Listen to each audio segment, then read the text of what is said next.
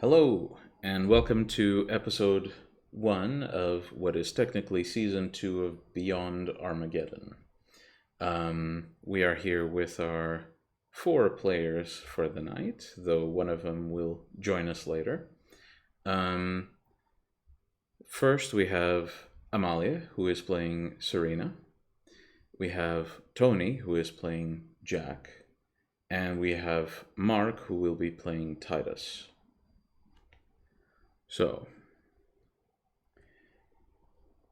the night begins like any other.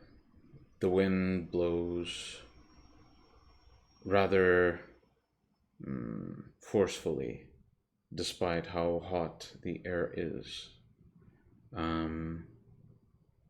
You all awaken in the new makeshift haven in which you've been laying low for the past few weeks, ever since the incident with the infamous Mariposa took place. You all awaken, and it seems that for now, the night is yours.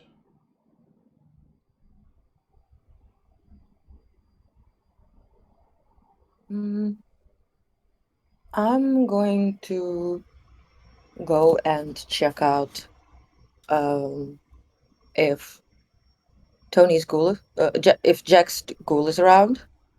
Because I would have asked him to help me find. Actually, I would have probably asked Jack to help us find a new haven. So I'll go and check in how that's going. Mm-hmm. Well, as you do, uh, you look around the haven, and eventually you do find Leo, who seems to be scrolling on his phone rather. Um, his mind is rather absent, it seems. And as soon as you walk into the room, he notices you and sort of fumbles with his phone and immediately pockets it and stands up, watching you with a sort of terrified face. Yes, boss? How is it going with finding a new haven? Oh, We can't stay in this neighborhood for too long. I know, boss. It's just well, it's kind of hard to find a haven when we're at the same time trying to lay low. It's just not not an easy thing to do right now. But I'm taking care of it. Don't worry. Make it quicker. Yes, I ma'am. cannot. We cannot continue our studies, nor can we be attacked here. Too many eyes and cameras around. Yes, ma'am. And neither Cecil nor I can really conduct our experiments, can we? Uh, Speaking of which, how is Mister Cecil? He The hasn't doctors, left his room in a while. the doctor says recovering. The battle was quite intense, and I am ensuring that he will be in his best health soon. Okay, you got it, boss. I'll By the way, yeah. our our our items, the library, the books, the belongings. Well, Was it I've gotten a few things out, but it's kind of hard to move that huge mass of books that you guys had there. At least well? move it without any eyes landing on us. You know? Well, it's good to do it during the day and do it in batches so that and don't deliver it here. Deliver it to some store, rent a storage space or something. Yeah, Drop it off there, I and then I've been doing that as much as possible, but again, it's it's been weeks. Yeah, but you. Well, I thought the priority would be to move Mr. Cecil's bed, and, well, he did get his We dirt, have, but yes, of course, that is priority. yeah, Either way, the rest is being moved um, currently. well, either way, it would be bad if our occult books or such belongings would fall into the wrong hands. Yeah. Right then. Um, Gathers a pack, on the in the dining room area. I'll go and check on the doctors. Of course. And he sort of moves off um, into one of the rooms, and that's all you see of him.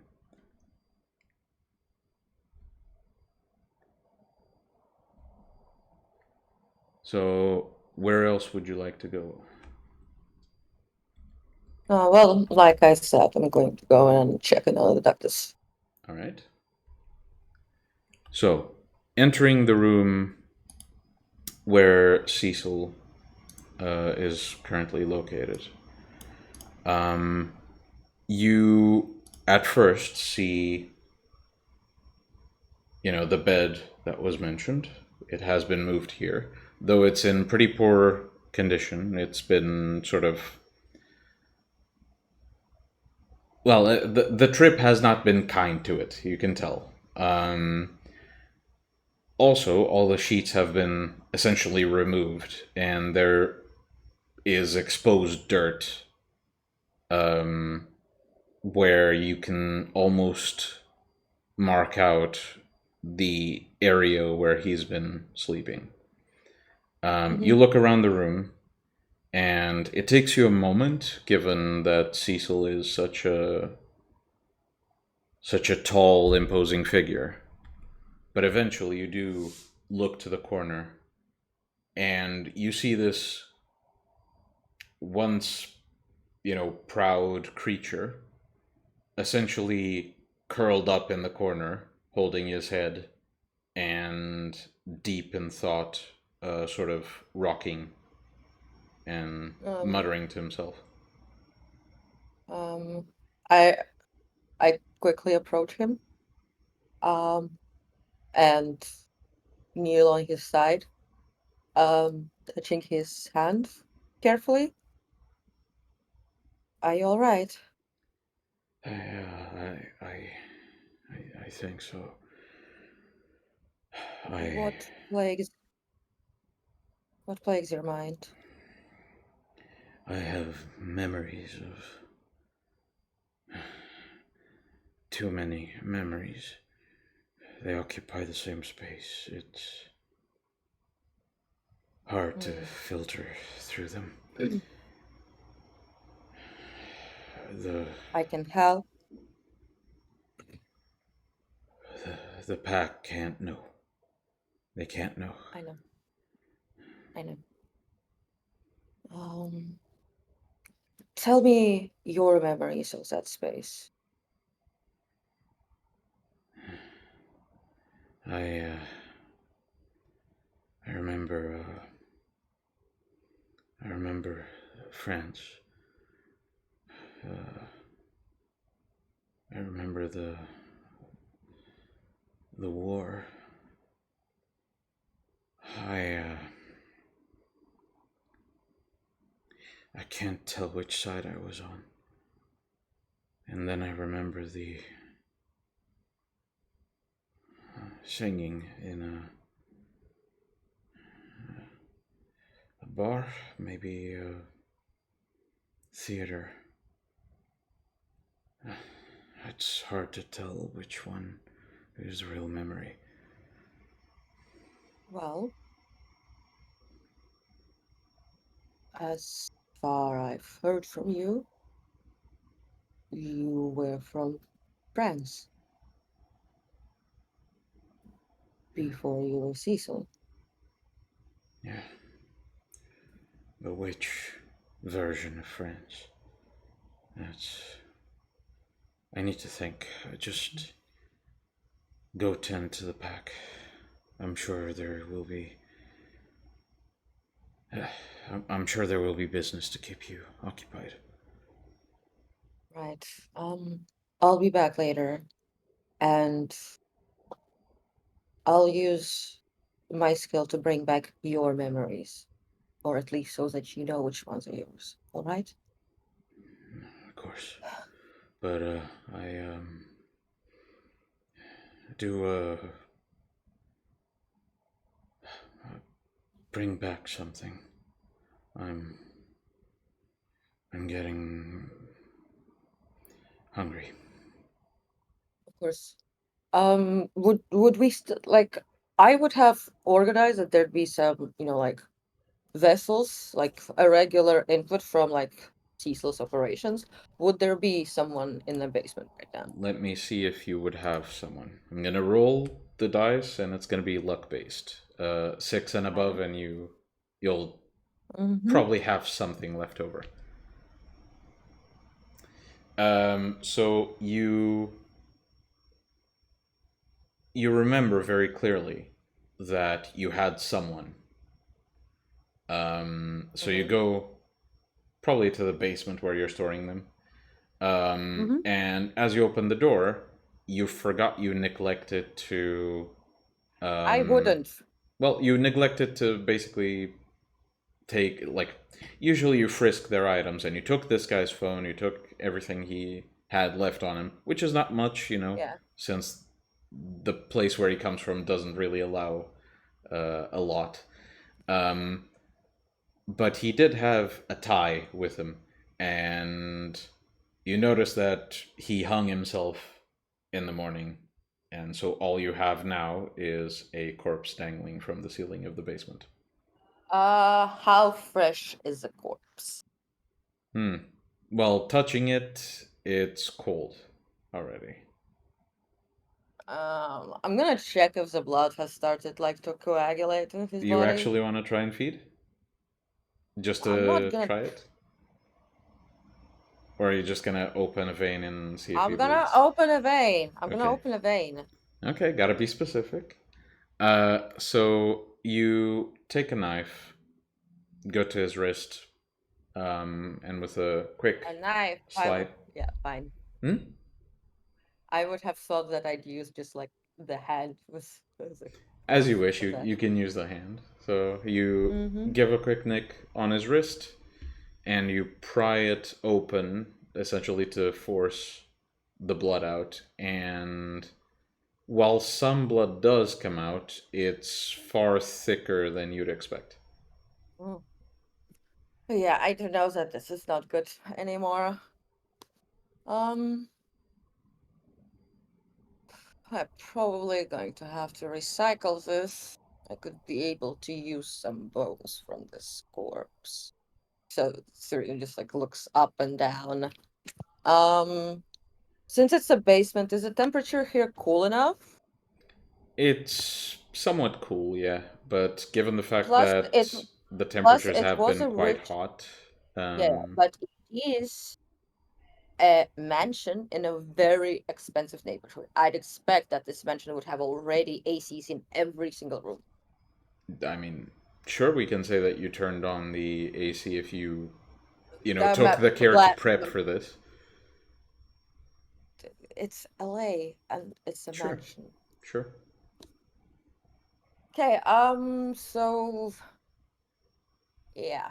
Um, I'm going to probably it's going to take some time to bring something back. Um, so for now I'll just go to the meeting room. Mm-hmm. And as you arrive to the meeting room, you see Leo once again, somewhat, a bit frantic and a bit skittish. And he walks in, following Jack, and he says, I know you're a busy boss, but the look, Miss Serena Yes. just called everyone. It is what I'm not really responsible for this. It is what you've been told. Yeah, I'm sorry to interrupt your research. It If is, the after all, what you've been told. Evening, Reverend. evening. Is Titus here? I'll fetch him real quick. And Mm-hmm. he seems to, instead of going into one of the rooms, he seems to exit the building. Mm-hmm. Um, by the way, what's with our prisoner? Well, she. Did I learn a lot, Miguel? Well, you did get to interrogate her, and you did learn a lot about her clan. So basically, everything that you know in person about her specific clan, you can basically describe it in very vague terms. But you know the gist of it, and you know details about their specific power. Mm-hmm. I see. She's been talking mostly about Kiasit. Have I heard about them, Hmm. Miguel? Well, Do I I believe roll? we rolled for it before, but I'll have you roll again, yeah. Yeah, but So it's before it was about int and occult, the and book knowledge and kindred lore both apply. mm-hmm.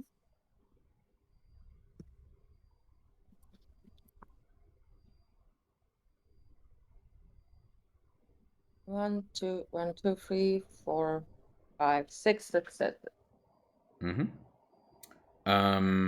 So you've heard of the clan, and you're okay in terms of knowledge about them. You know they're related to La Sombra, and they often have obtenebration. You also know that the term used for this particular clan, the term Kia seed, um, is also referring to something else that Mm, is closer to a caitiff than it is an actual bloodline. mm. But you wouldn't know the specifics about that side of things. Yeah, yeah, yeah. Yeah. So, are those the one that are related to your clan? The It cater seems so. variety. Mm-hmm. Right. So she knew nothing useful about Mariposa and her I operations. guess my methods could use some improvement. Right. Well, I think it would be best to question her today with the pack, and after that, once we got everything, she is a liability. But Oh yes, she you is. also, but she also is of the blood of Cain, and blood carries power. Just killing her would be a waste, even though she herself is a waste of her blood. So after that, after I look into her mind and see if there's anything useful there, she used to be diablerized. And you can be the one, since as far as I remember, the Kiasit are of a bloodline of the like these Kiasit are a bloodline of the Lazombra. I Or see. if you have some moral limitations, Titus can do the honors. It's not so of morals, it's of clan traditions. On the other hand, I can probably make a case that he is not a main clan.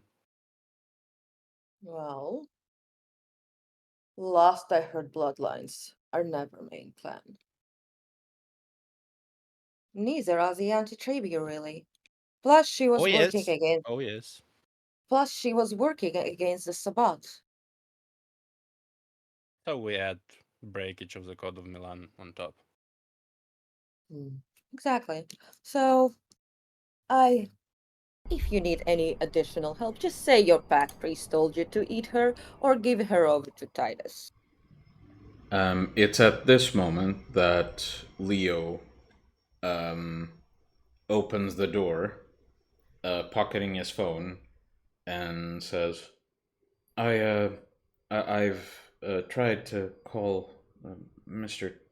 Titus to summon him here, but he's yet to. And he sort of freezes and looks behind him, and Titus just walks past him. Titus is holding a phone in his hand, talking to one of his goons. So listen up, I won't be your boss most of the time. You'll have to be promoted someday, so what I'm gonna tell, just do the job I tell you to do. Go take the eastern side of LA. Don't go to the downtown. I already told you we've lost so many men during that raid. So all you have to do is to take the crew and deal the stuff. And the Titus closes the phone, and he probably sees all of you here. Evening, brother. Hey, what's up? Well, we are being summoned by the Archbishop. Now, the whole pack was summoned, including Cecil, but he's still recovering after Sabbat. I understand. So, in the meantime, while he's recovering, as per Sabbat's tradition, the pack priest takes up the responsibilities of the doctors. Now, Titus here has been under my responsibility as the doctor's, well, as the interim doctor already before Tony. I'm sure won't mind either. Do you have anything to report about any suspicious movements? Anyone in the area? Anything or any other movements of our enemies? What about downtown? What about Santa Monica? Do I have anything to report during last weeks when I'm doing my errands with the drugs as usual? You'd probably have the result of that attack to report, but so far, like I said, we'll handle the specifics of that at a later time. So, yeah. Nothing really new other than that I lost some of my kind that were useful, but whatever. What happened? Well, during the raid, where the Mariposa raid, I've positioned several teams, and one of the teams was wiped out. Apparently, it was Kosh, or the Camarilla itself. I see.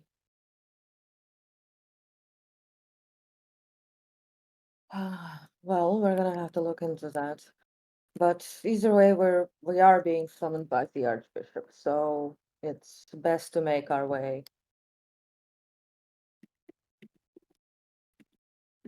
Has everyone gathered? What about Abel? Um, If you try to contact Abel on your phone, he says he is currently handling some business, some problems that arose during the few weeks you've been hiding out.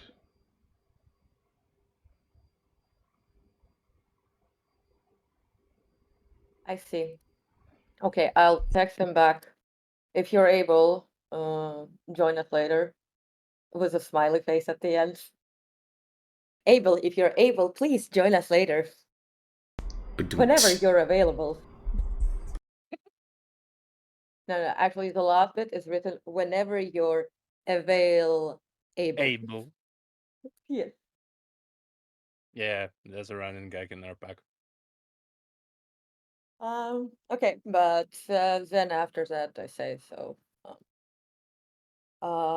I actually use Cecil's phone to text for delivery of a couple more packages.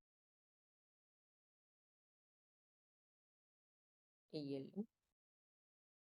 Sorry, could you repeat, please?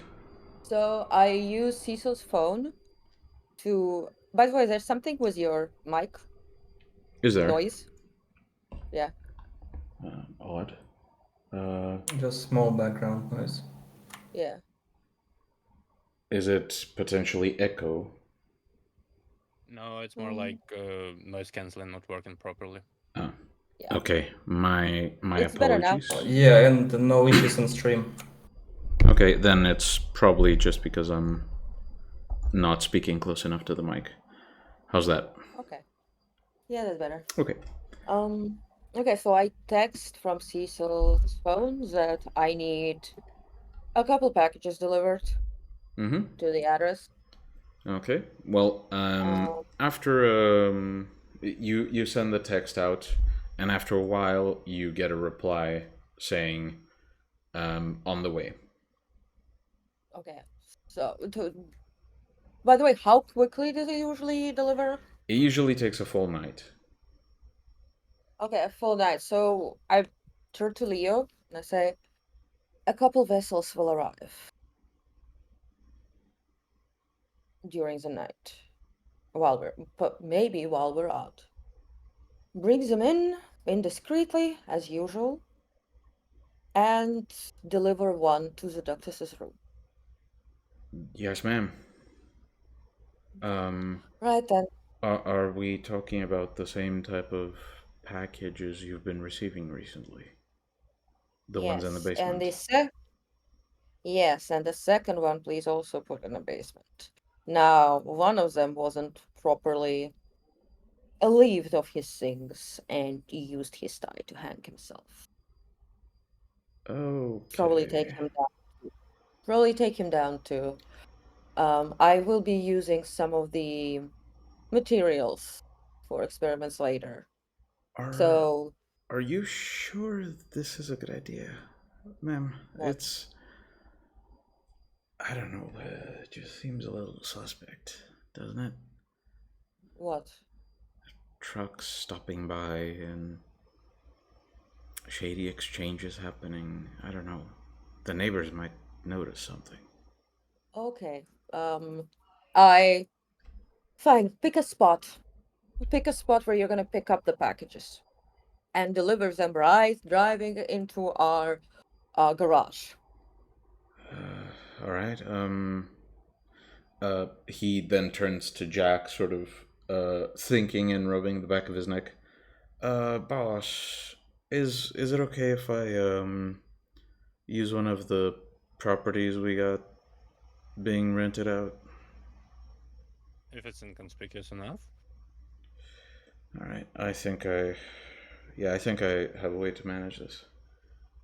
Okay, so once Serena gets the address, she will text the delivery guy for the packages that to bring them over here. Mm-hmm. You just get a reaction of thumbs up.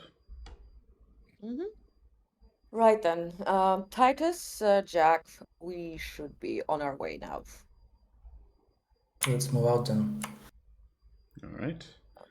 And as the coterie moves out, or as the pack moves out, you move north towards Victoria's. We can call it office, but it's really a sort of run-down apartment. You are allowed in by a man at the door. This burly, clearly a vampire, but very burly, very well built man who basically just does a couple of sniffs towards you and seems to focus on all of you for a moment, then looks around and gives two knocks on the door, and the door opens for all of you.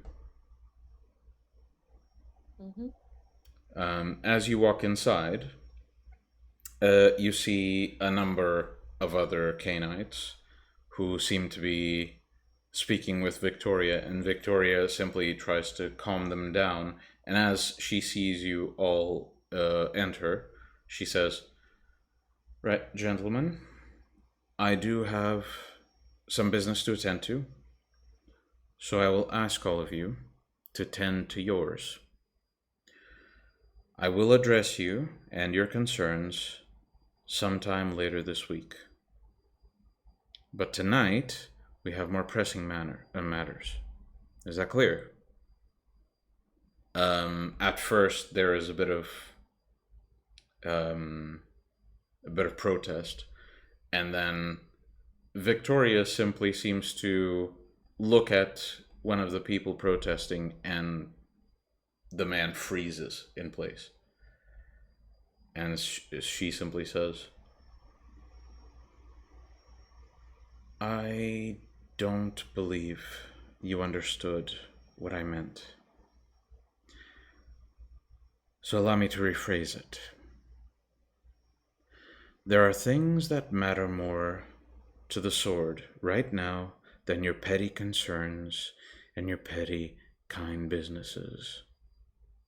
Mortals don't matter as much as the sword's mission. So you will go back to your hole and you will wait. Is that clear?" And as she says this, the man sort of breaks free from whatever just happened to him, and he simply nods and starts backing away, and all of them leave. As the guy is leaving, Serena's just like looking at him with the most like, disappointed, and the like you're like just like so pathetic.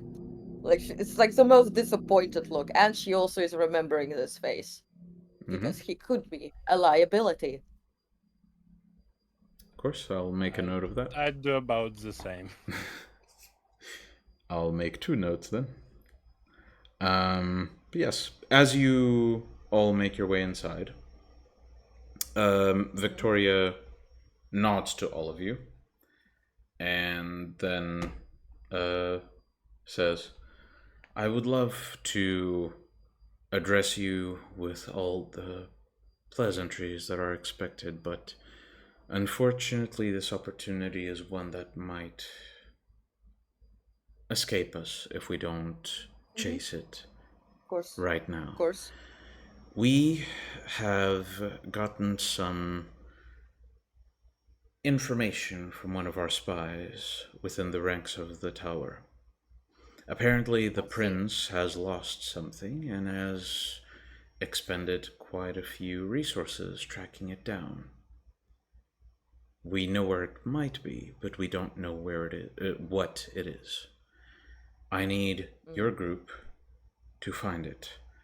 Now, I'm assuming, since Cecil isn't here, you are in charge of the coterie for tonight? Yes, I am. Good. Then your pack will be moving into the area. I will send you the address. Procure whatever Strauss is so hell-bent on retrieving, and bring it to your quarters. Report on what it is, and if need be, I will give you further orders. Is that clear? Very well. Yes. Good. That was it. Leave.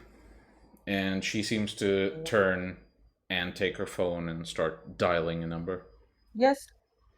As you say, Your Excellency. And Serena does like a half bow, as she usually does, and then turns to leave.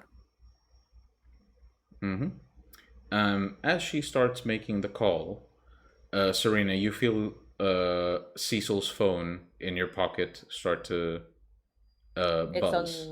It's on quiet. Ah, okay. Fair.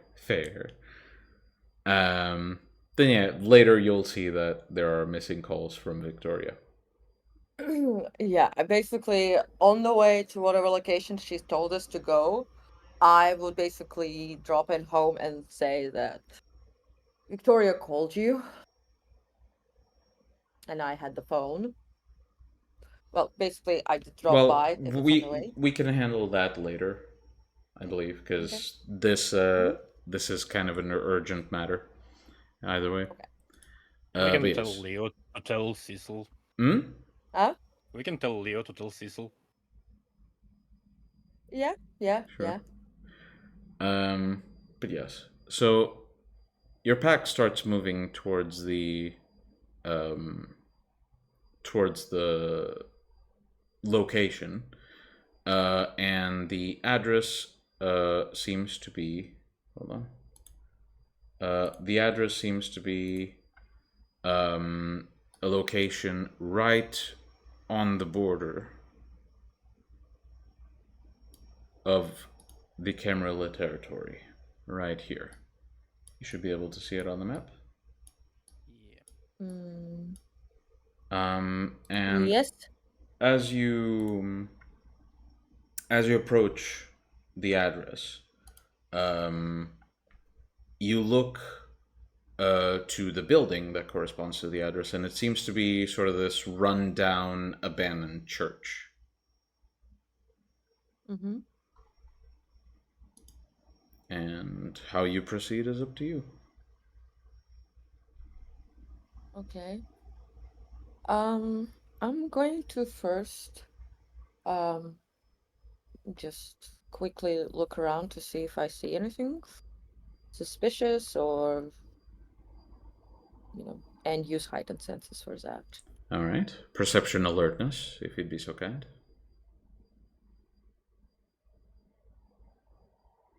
And to be clear, you're looking for mundane things, not supernatural ones. Yeah. Got it. Yeah. For now, mundane things, supernatural next. So that was 4. So 1, 2, 3, 4, 5, 6, 7 successes because heightened senses is on. As far as you can tell, there's nothing around that might be of concern.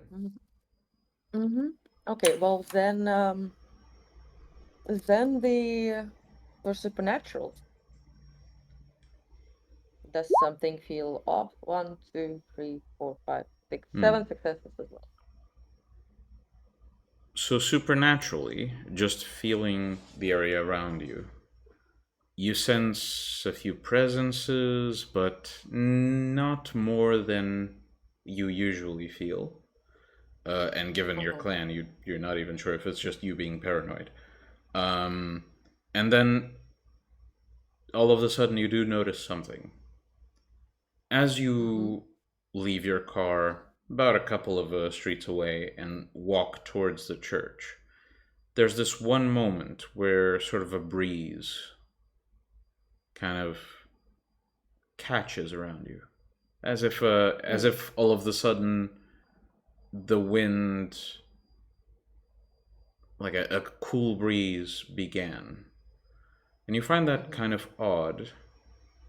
So you stop and take a few steps backwards, and as you move further away, the breeze slowly subsides, and then you start moving towards the church again, and it starts picking up again. So there seems to be a cold breeze that surrounds the church almost pervasively. Right then. Something's the matter, Reverend. There is. Well, walk over there as she points towards an area where there's not going to be any cool breeze, and then walk back here. If you do so, you experience the same thing, and you find it odd. So is this one of those specter things that Rune mentioned before? A wind, a property of Maximillian fucking Strauss. Very ominous. Oh, is this church a property of his? No. What we are looking for is a property. Are there any Plus, the usurper doesn't deserve broken a seat. windows? Huh? Are there any broken windows? Maybe opened windows? Assuming it's a church. Well, you look around, and there are plenty of broken windows. The more apt question, I believe, would be, are there any broken windows that you can access? And if that's the question, no. At least not accessing it the mundane way. I'm sure if you use some of your supernatural abilities, that would very quickly change. Right. Are there any people around? Not that you can see, no. Well, I did use Mm-hmm. like I did have a look around before. Okay, right. Let's find a way inside the church. How high is that? Some of the broken windows. Have you heard of the saying, knock and the door shall be open?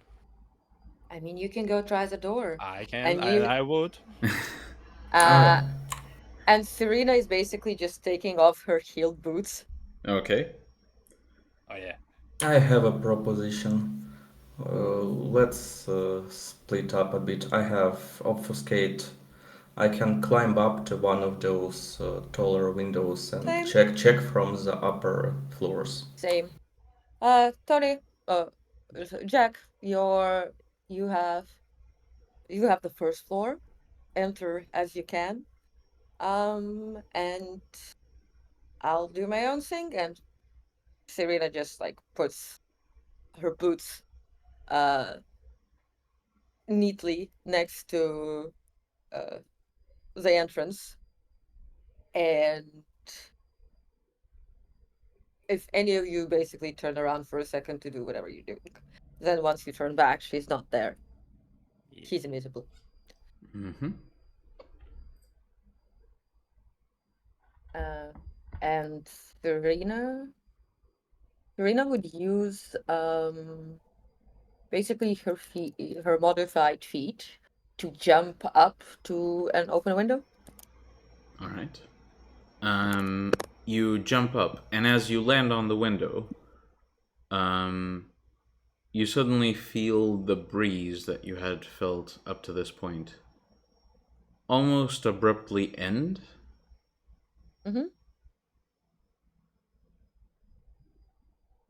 Interesting.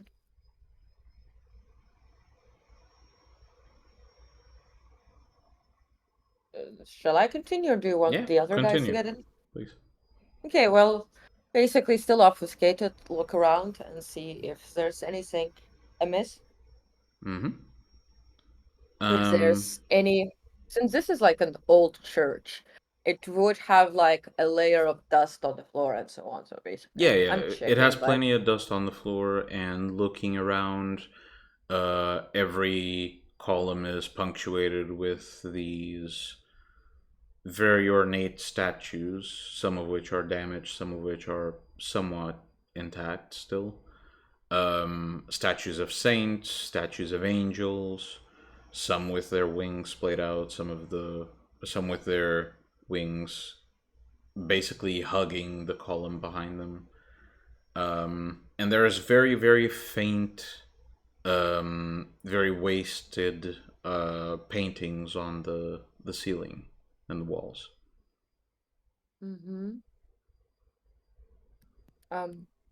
Okay. Jack, as you approach the door, being, I assume, followed by a Titus with claws protruding from his fingers. Titus uses one blood point to activate the claws, then he obfuscates and slowly climbs up towards the window. I see. Same window as Serena, or another Different one? window, but also the one that's on the upper floors. Okay, got it. So you make your way up, and Jack, as you approach the front door, you try to push it open. It seems to give a bit of resistance, but not a lot. You basically feel that every time you push, it does give a little, and you do hear some wood struggling to stay intact. Instead of just kicking it down, you just place your foot on the door and just lean forward, and your weight is enough to just kind of break the old wood and open the door. And all of you basically now have visual of the inside of the church, which, same description for everybody. It's a very dusty setting with plenty of statues on the columns, plenty of paintings on the ceiling. Whatever pews are still intact have been sort of pushed around. A couple of pews are basically pointed to each other as if someone came here to hang out, and they both sat on those pews, pointed to each other just to chat. The altar seems to have been broken, and this is the main thing that draws your attention after you observe for a bit. While everything is dusty, and the altar is too, the parts of the altar that shattered, sort of broken like so, those parts show a lot of smudges on the dust, as if something was slammed against it.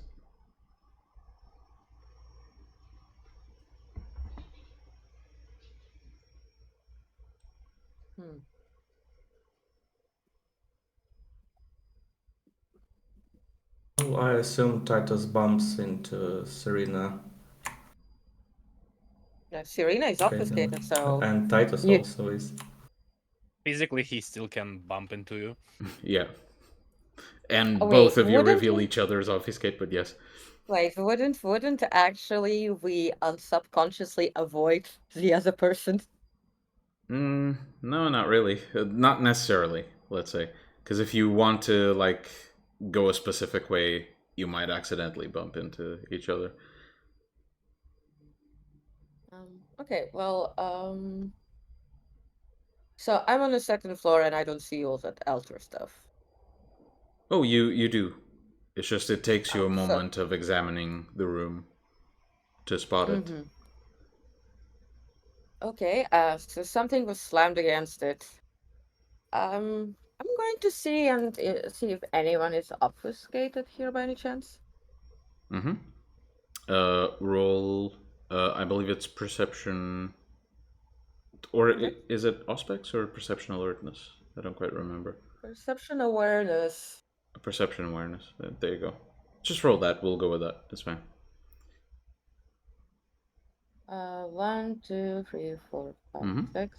You Six scan successes. the room for any obfuscated presence, and you see none. Do I see also Jack? You do. You would. Oh, and you actually, Jack I would lied. come close You do to see the altar. one. You obviously you do see Jack, but you also spot Titus, who is immediately revealed to everybody.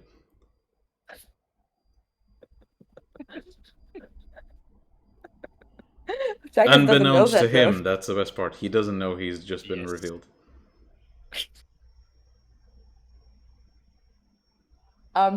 Would I actually know that once I spot Titus, he's revealed to everyone? Yes. I reveal myself as well. Mm-hmm. And say, "You're obfuscated. I'm sorry I found you." Oh, hey Serena, have you noticed anything strange here? Well, This besides altar of- stuff? Well, besides that, not. But yes, let's see if there's any other tracks leading away from the altar. And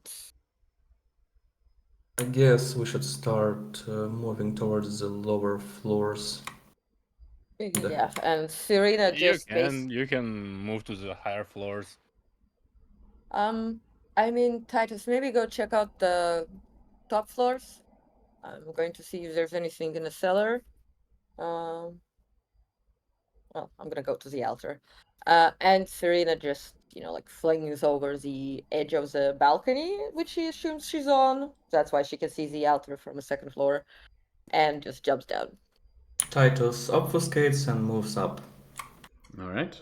Well, as you start splitting to each investigate a part of the church, why don't all of you roll me a quick perception alertness, please? Mm-hmm. My careful specialty applies. What was your specialty? Careful. Yes, it would. 5 successes. Because I still have heightened senses active. On vision only, right? Vision and 3. hearing. And Okay. hearing. I guess Okay. it's 5. Okay. Got it. So Serena, I need you to roll me stamina. And remember, this is without fortitude included.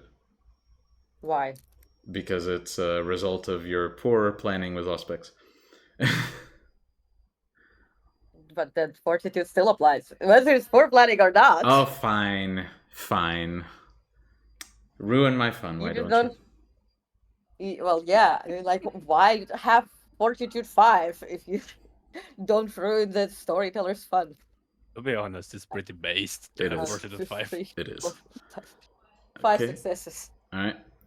So you manage to basically withstand what this is going to do to you, but your ears are basically still kind of ringing after it happens. So what happens is, as you start splitting up, you notice that there is this sort of floating dust near you, sort of floating down. And as you notice it, you realize it's ashes, maybe? And as you see it, you hear this heavy sound of something landing on the side of the front door to the church.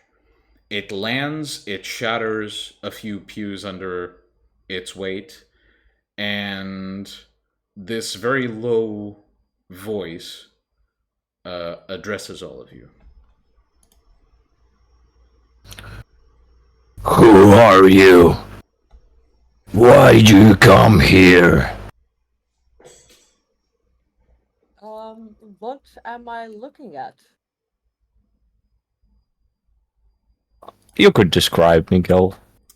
Hold on, just need to tweak your mic because we didn't sound Yeah. check you. We didn't. You're very loud. Fucking I'm loud. I broken can mic. improve that. No, it's No, okay. no, I'm don't doing worry. it. I'm doing it. Sub. Okay. Fucking sub. Please. Pelese. Okay. Okay, speak. I am here. It's better. Cool. Yeah. Sorry I about that, screamed. everybody. Yes.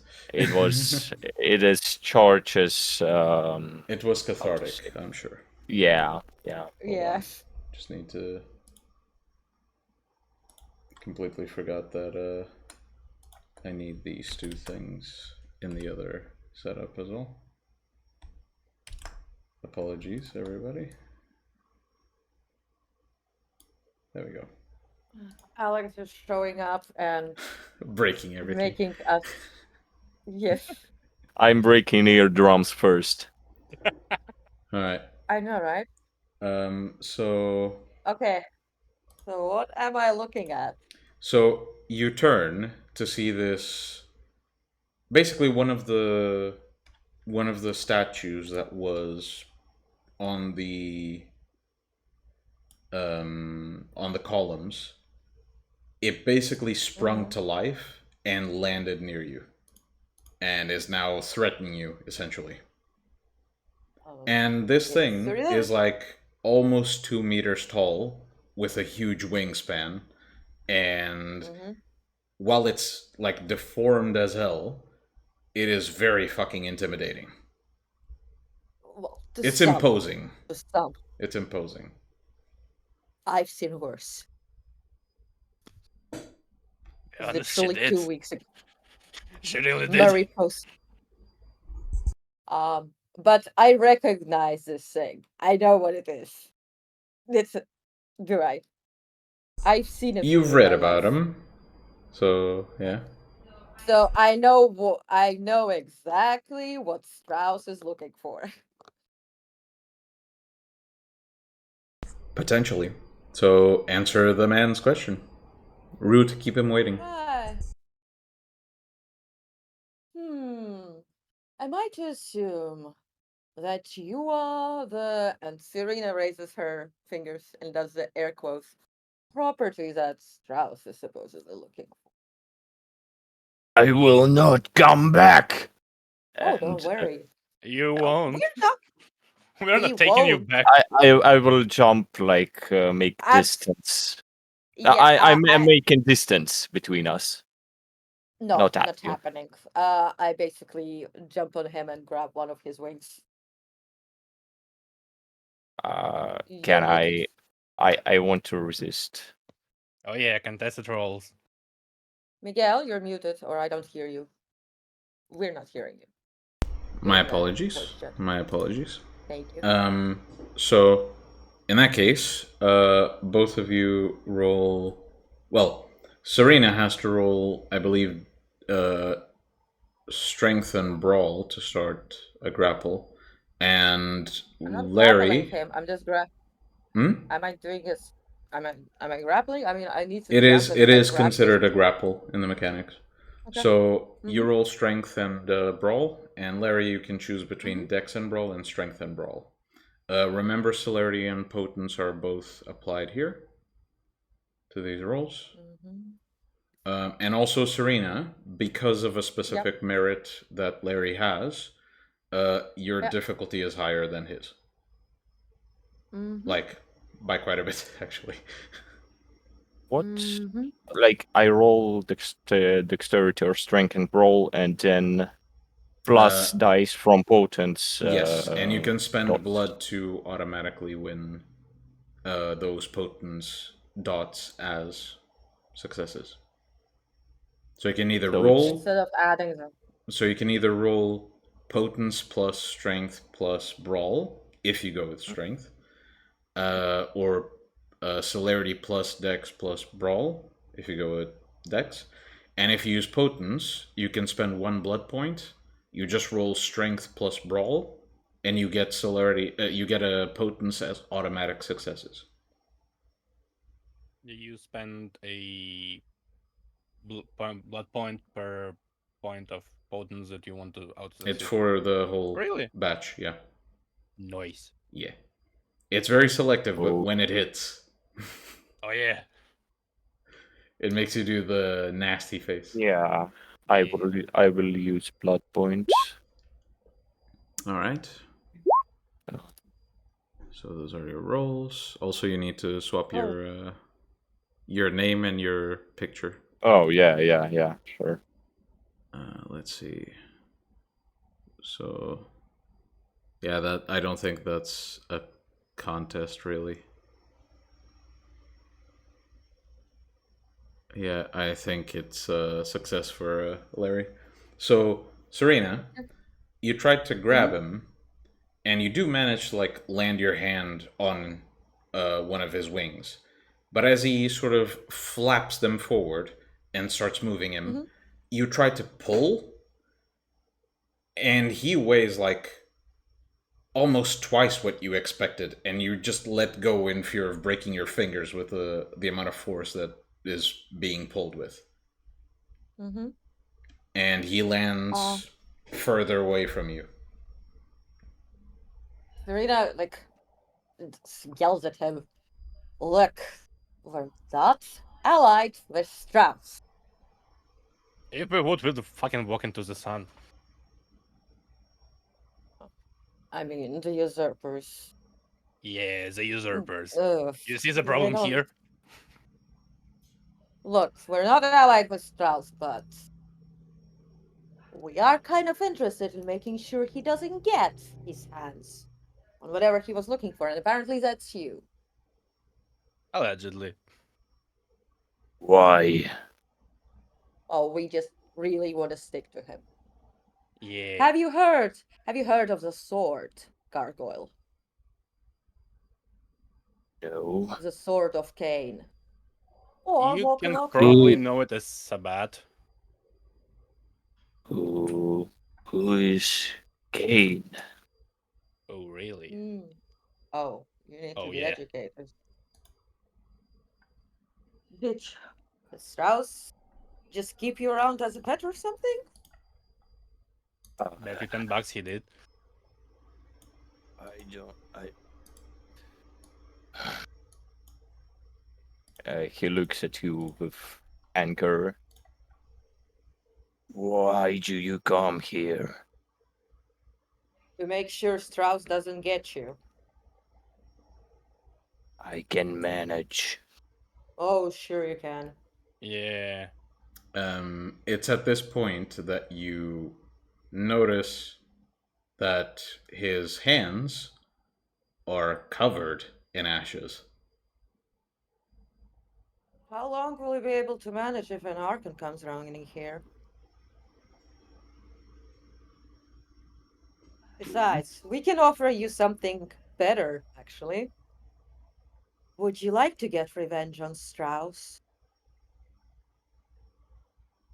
Yes. We can offer you that. Because we hunt down the Camarilla and, of course, Strauss, who is the Tremere and the Prince of the Camarilla here, is quite a big target. And I think I know why Strauss wouldn't tell you about the Sabbat. Do you know what we stand for? No. I Freedom to don't all. even know who you are. Well, my name is Serena Moore. I'm a pack priest of our pack.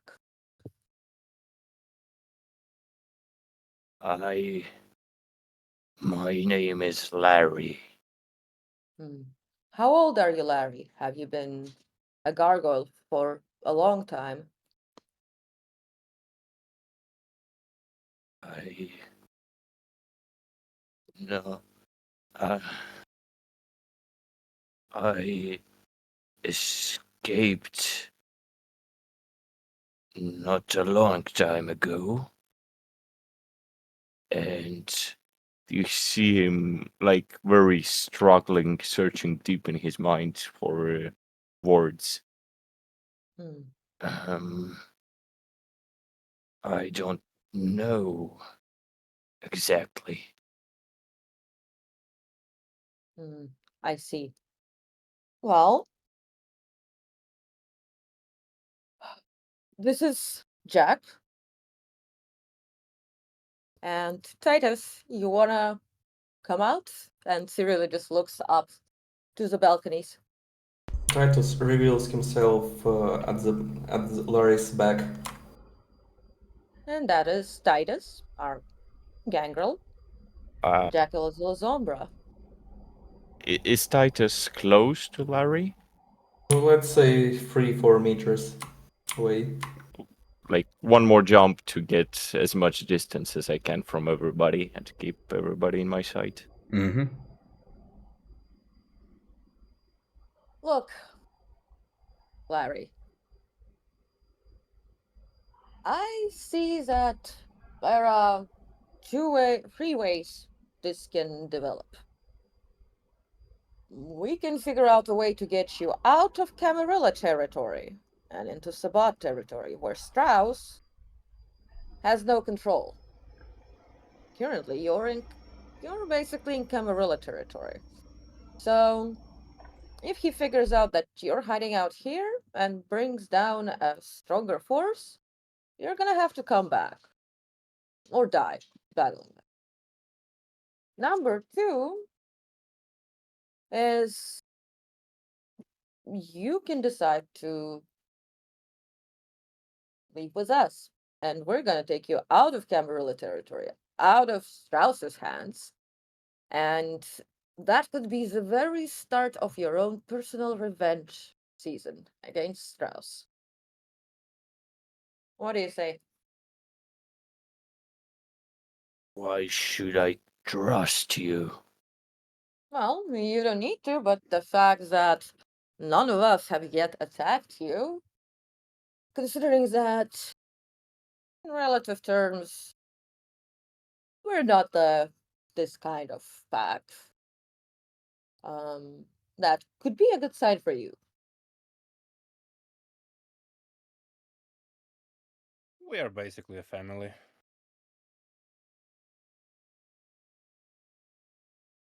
Larry will just look around and. Is there any more hidden? No. Shouldn't be. Well, at least I didn't find any, so for now you're good, I mean, we but are not who known for us for obfuscate. but who knows when some of the gang will come looking here for you. And Strauss has some pretty powerful kindred working for him. Um, Kindred. Vampires. Yes. We just don't prefer to call ourselves vampires. Well, the Camarilla are kindred. We are not. We are Cainites. More proper Yeah. term. See. So, And Larry, if you're still curious, Cain is the first vampire. Just so you know. Yes. But knowing now, Camarilla's methods, now, Larry, I probably told it's a lie. I assume you know nothing about the vampire world, our origins, or anything like that. And Strauss kept around you as a pet, which is why you're just unaware of anything.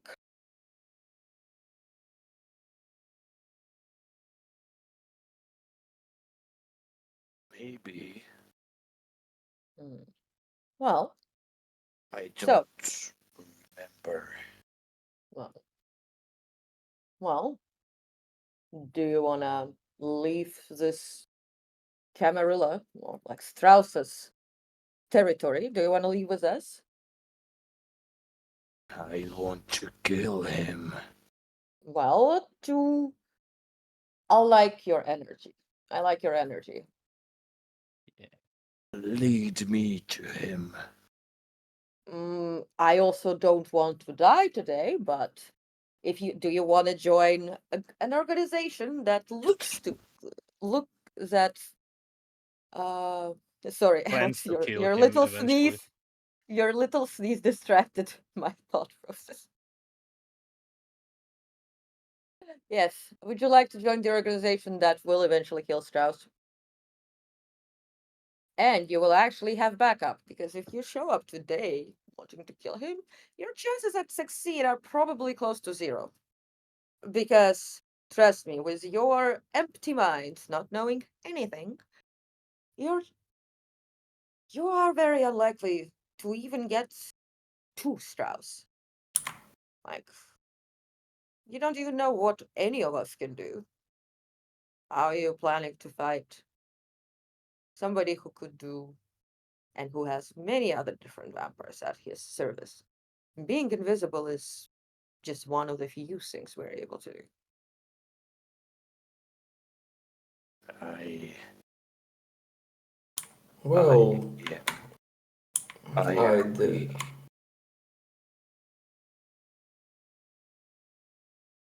sorry, Larry, I'd like to interject you for a moment. What Serena meant Yeah? is we're like snowflakes, and when we're together, we become a huge snowball that can destroy everything, I including am Strauss. not stupid.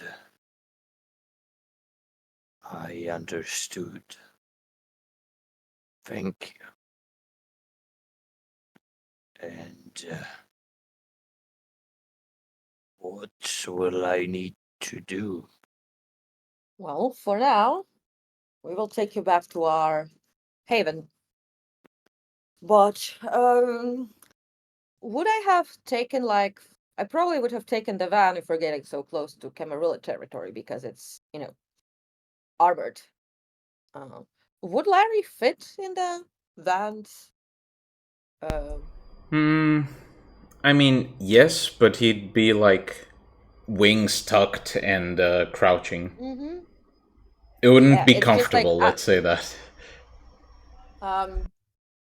like everybody just sees like Serena just like looking up and down Larry, like gauging what's the what's his size. Well, to get you there at first, we'd have to get you there safely. And you're quite a large dude. And that wingspan is pretty impressive. I can order a van. I can fly. Yes, but I don't want you to land into my back garden like this and attract attention. It's I dangerous. can hide. Oh, well, then we can get you into the van on which we arrived. If you No, can. Hmm? I am going on my own. Yes, but I Not advisable. look. First of all, if you're gonna go on your own, flying, and somebody's already looking for you are going to bring those guys also to our house. And guess what?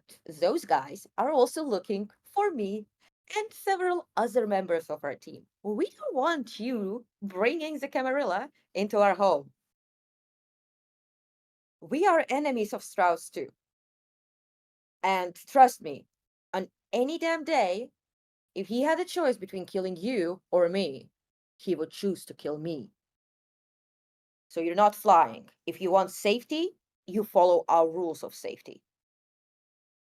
I can use the sewers. You're Would still you going fit to in a manhole? um it's not about that. The manhole next to our house still requires you to exit outside of our house. And that means you'd still have to get into the van and get in through the garage. Larry, I Once you're have in a the garage, question. You have not seen me until I revealed myself. Larry? well, Larry, can you turn invisible?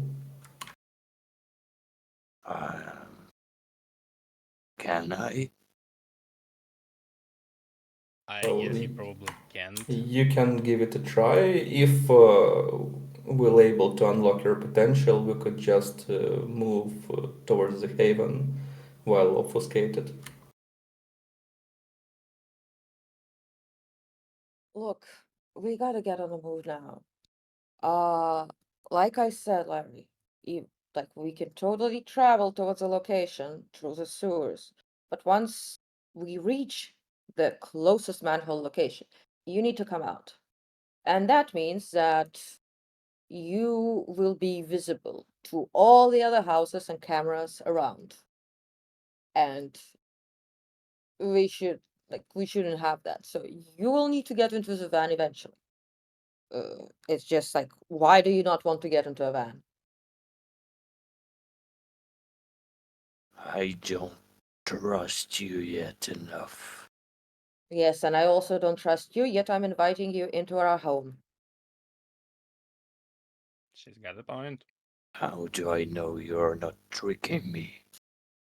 I am You better don't. being on my own. And Mhm, also, mhm. I can do that. And you see as the gargoyle comes up to the closest wall Mhm. and slowly starts sinking into it until Right, but also disappearing. don't you want revenge, Larry? Didn't you want revenge? Because you alone are not gonna do anything to Strauss. I Serena think waves what he into. was trying to say is he can literally go into the sewers and go through the walls and into the basement, Was it? if need be. Was it because? No, was it because it didn't feel like it? Then he will come back And through another spot on the wall. hmm, See that? I suppose if you can use that to get out from the sewers into our basement, that's fine. I can. Okay. Well, that's one problem sorted. So, um, How we. would we navigate him through sewers? I'll do it. I've navigated through the sewers to that mansion already before. Not a Fair deal. enough. You guys take the van and return to the house, I guess. Fair point. If you get there Um. first, you can interrogate my guest of honor. Oh, you mean? Wait, Yeah. what's her name? What is her name? I mean, did you ask during the interrogation? I would probably. Hmm. Then it's Amanda. Serena stuff. Ugh. He looks so. Serena scoffs at the name with disappointment because it's like a key seat, so tall, so mysterious, and then just Amanda.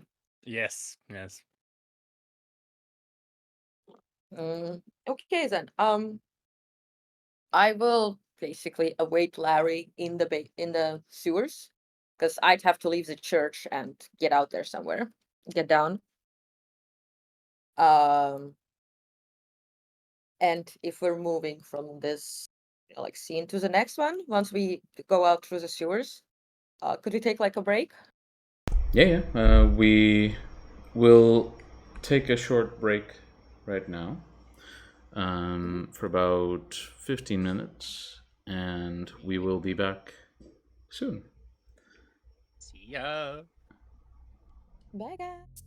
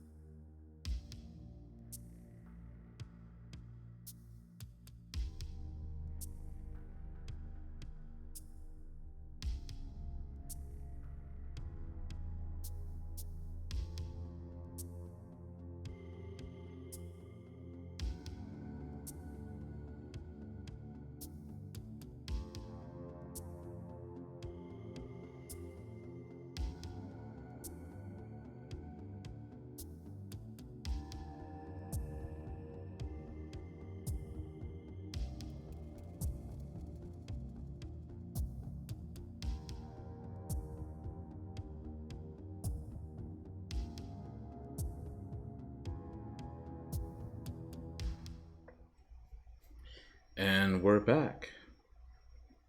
So, Hello. as you make your way back to the haven, who is going through the sewers? Who is in the van? Only I'm going through the sewers.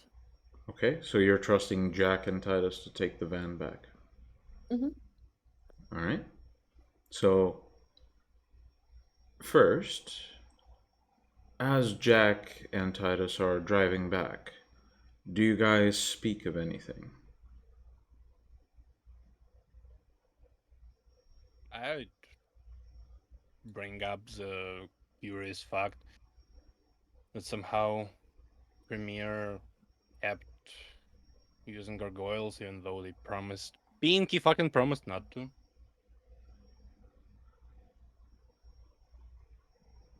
Oh, Jack, that thing, you do recognize it.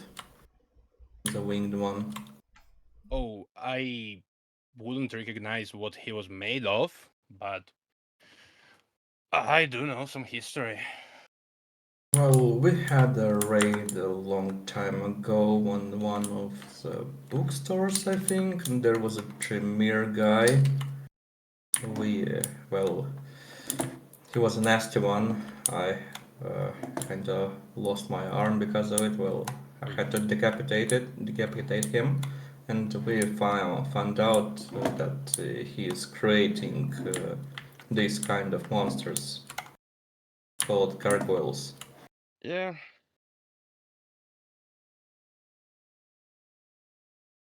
They did get the name usurpers not only for usurping Saul's bloodline. And they kinda got their stronghold destroyed for that. Thank gods. I guess. And It is probably okay. confusing for you because they use your clanmates and as well as Nosferatus, and if I remember correctly, they also used Simisi to make gargoyles.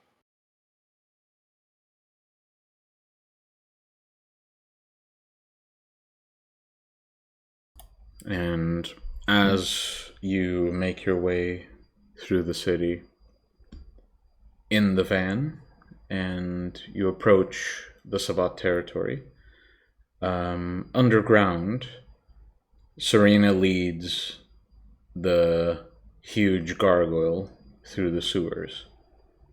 Do you speak of anything? Mm. So, Harry Harry, is for sure not first one to speak up. Yep. um, were you a human or a vampire before?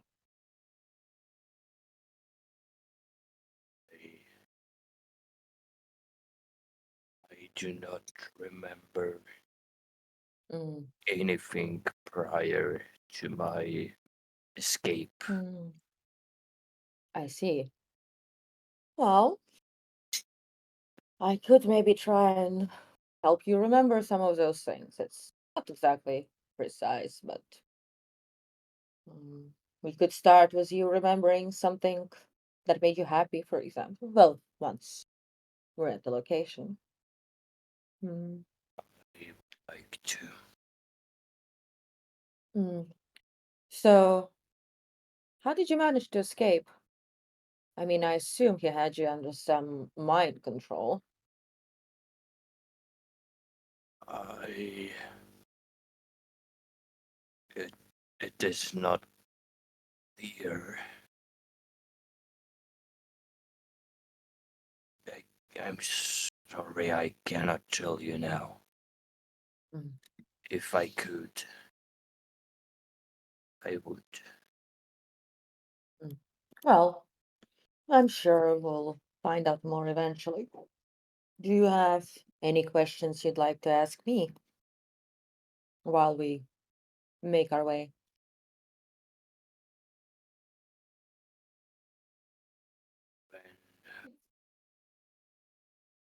we kill Strauss? Well, our organization has our own leaders, and currently we're expanding our influence. But, you know, your existence of itself is, how to say, to be quite a political fuck up for Strauss. His clan promised no longer to create gargoyles. Yet you're not the first one we find. Not first one free of his influence, though. So I'd like to give you in a month, in a year, but before that, we'll have to get you to safety and confer with our leaders and see what she has to say about you joining us on our mission to eradicate not only Strauss, but also those who would stop us from killing him. Who is your leader? Well, we have in this location, it is the Archbishop. I'm sure if she's interested in your input and allows you to join the pack, you will meet her. Don't forget, we still have to trust you too.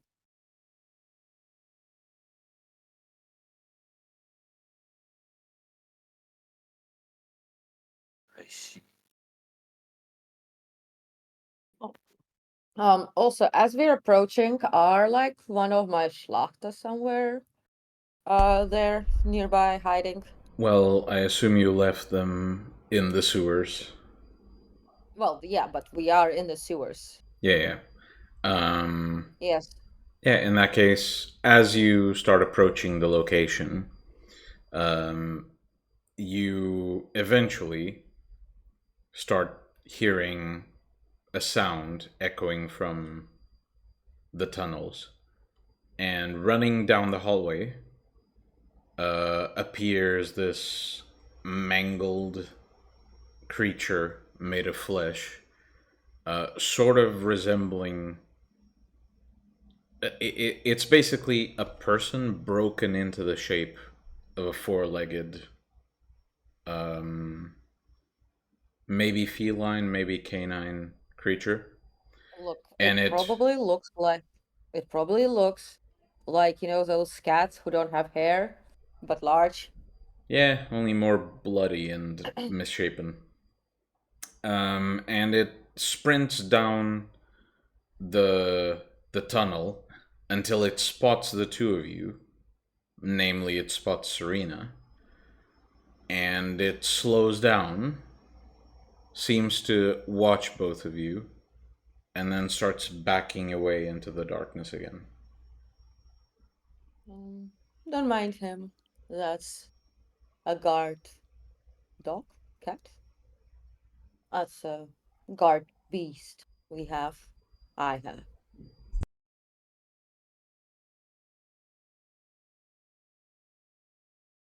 It's What? adorable. I know. He's quite lethal too. A good puppy. But as we've seen him, it means we're getting really close.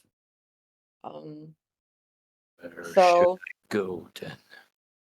uh, so as Serena approaches the manhole where she would be leaving, right?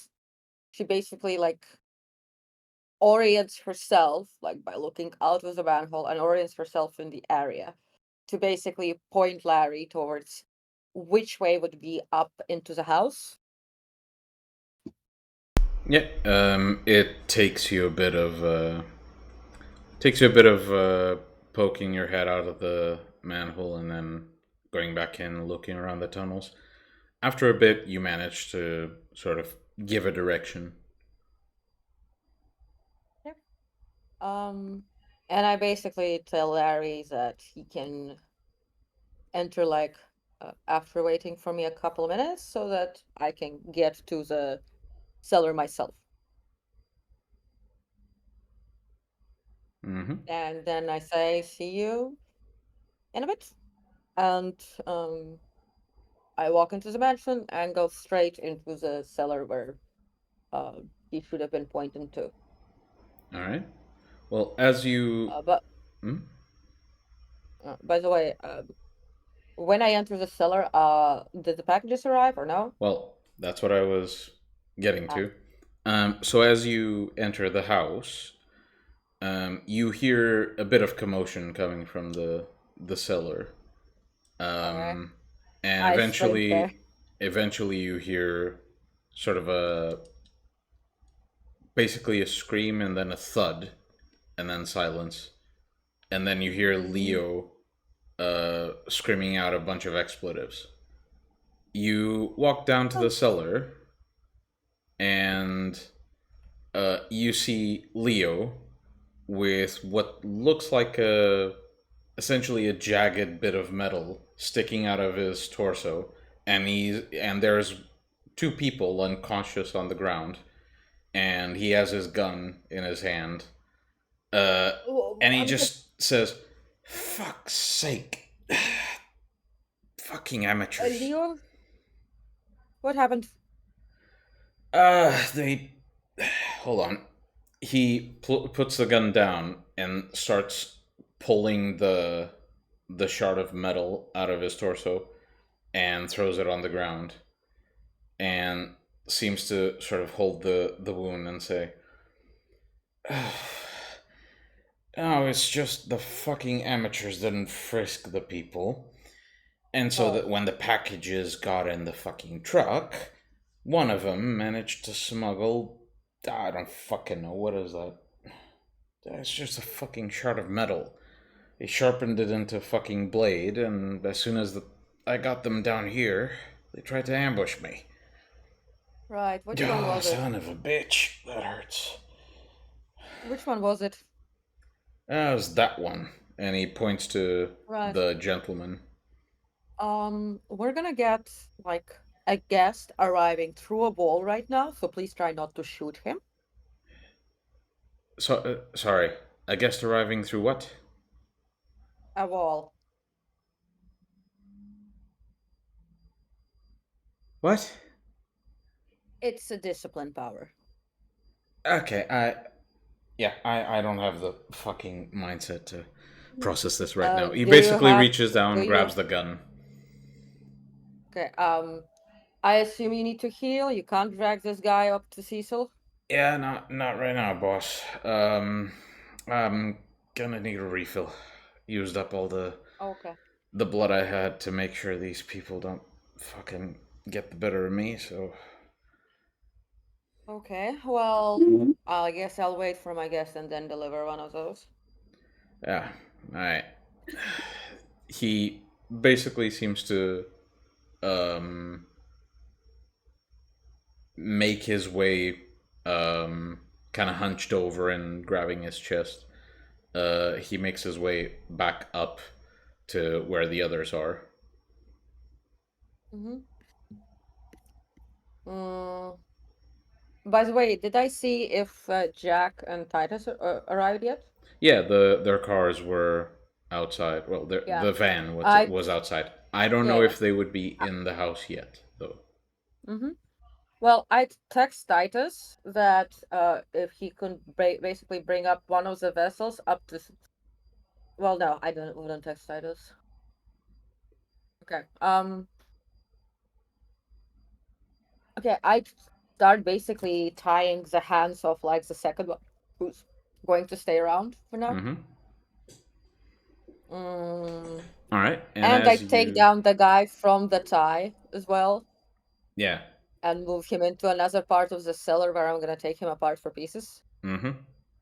And well, as you're tying up the first guy, you see the wall sort of get a shape, sort of like that scene from Nightmare on Elm Street, where the guy presses through the Mm-hmm. wall. The wall starts gaining shape of the gargoyle that's been accompanying you through the sewers, and that shape basically drags itself out of the wall to see two unconscious people on the ground and one hanging from its neck. Welcome to our cellar. Sorry, it's a bit of a mess. It's okay. I like your attitude. Quite refreshing. Mm. Can you give me a hand to get this one off the tie?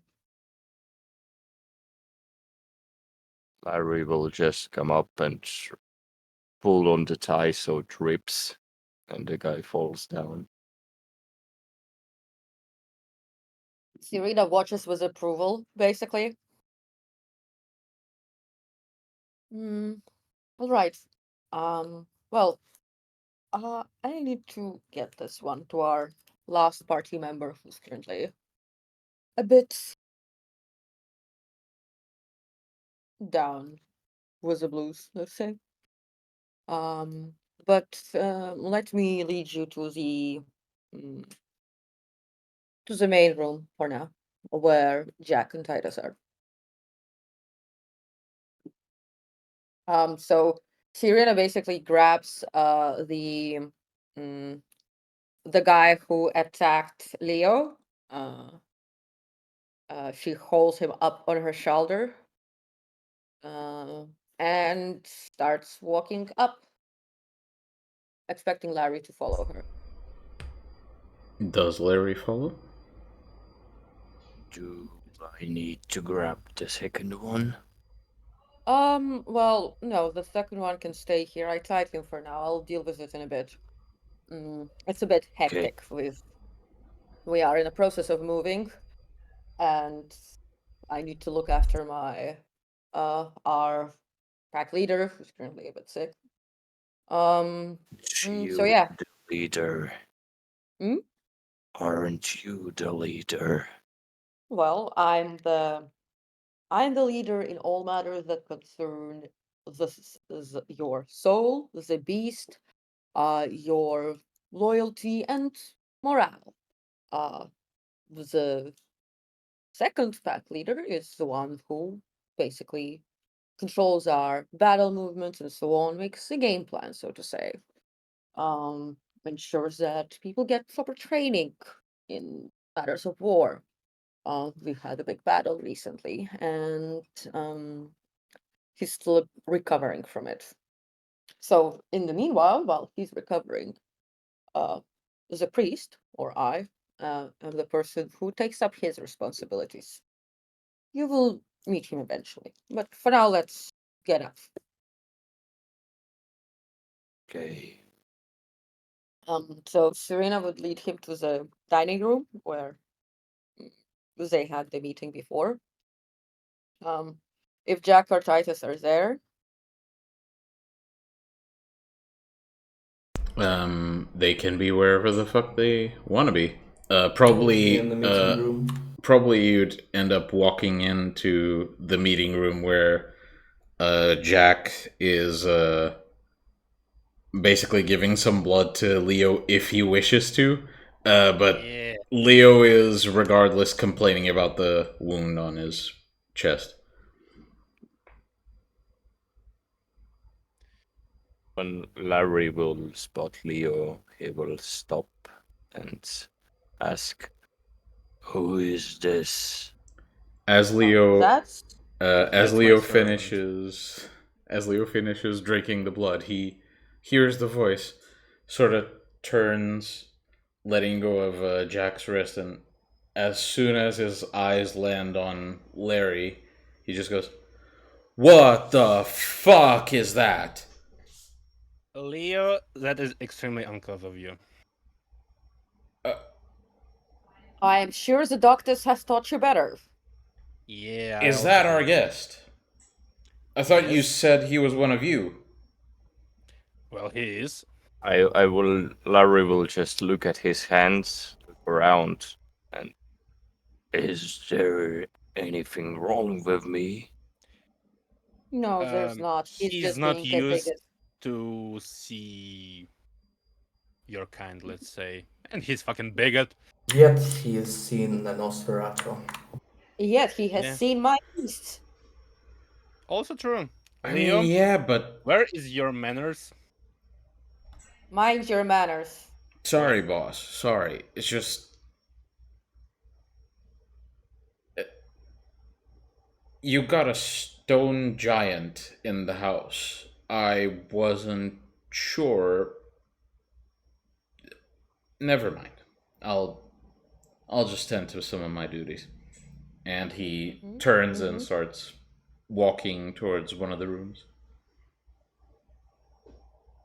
Brilliant. Yeah.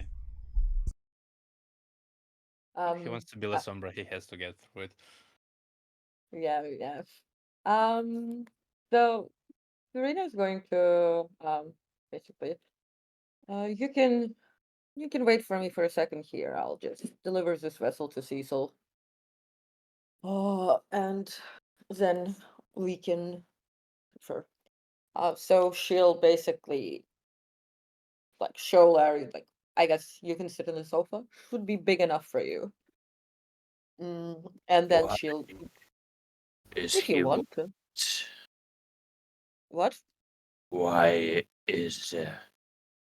was he wounded?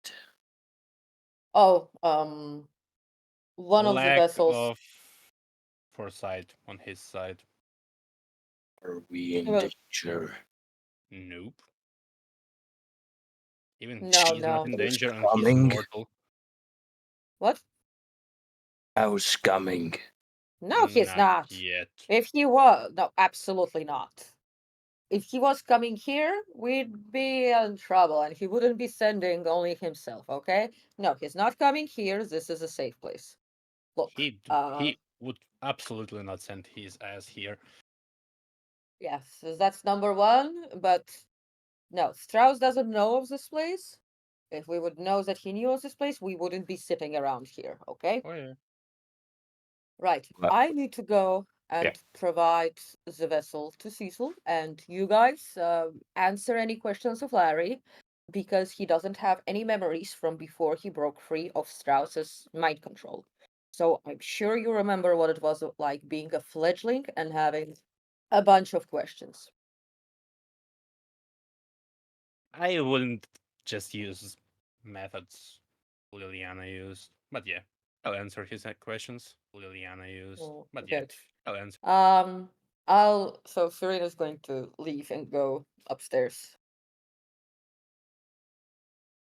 leaving you to answer Larry's questions about our undead existence.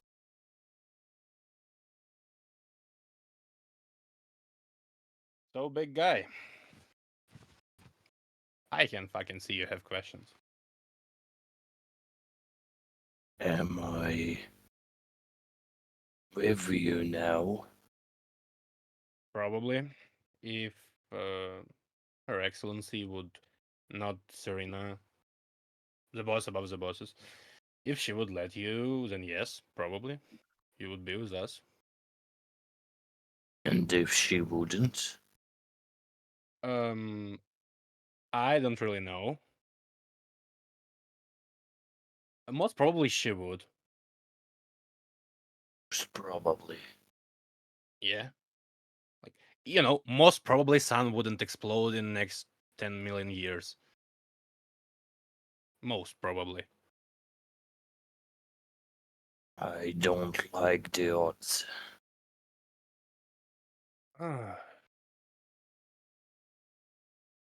If she won't let you stay with us, she will find you a new group, so to speak.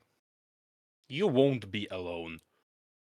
Either way, we don't want you to become our enemy, so it's in That's too. our So you'll effort probably to be. make sure you will be our friend or at least neutral. Yeah, well, we would we would try to be at least at good conditions. Probably allies, friends, maybe brethren, if it come to this. I like the odds.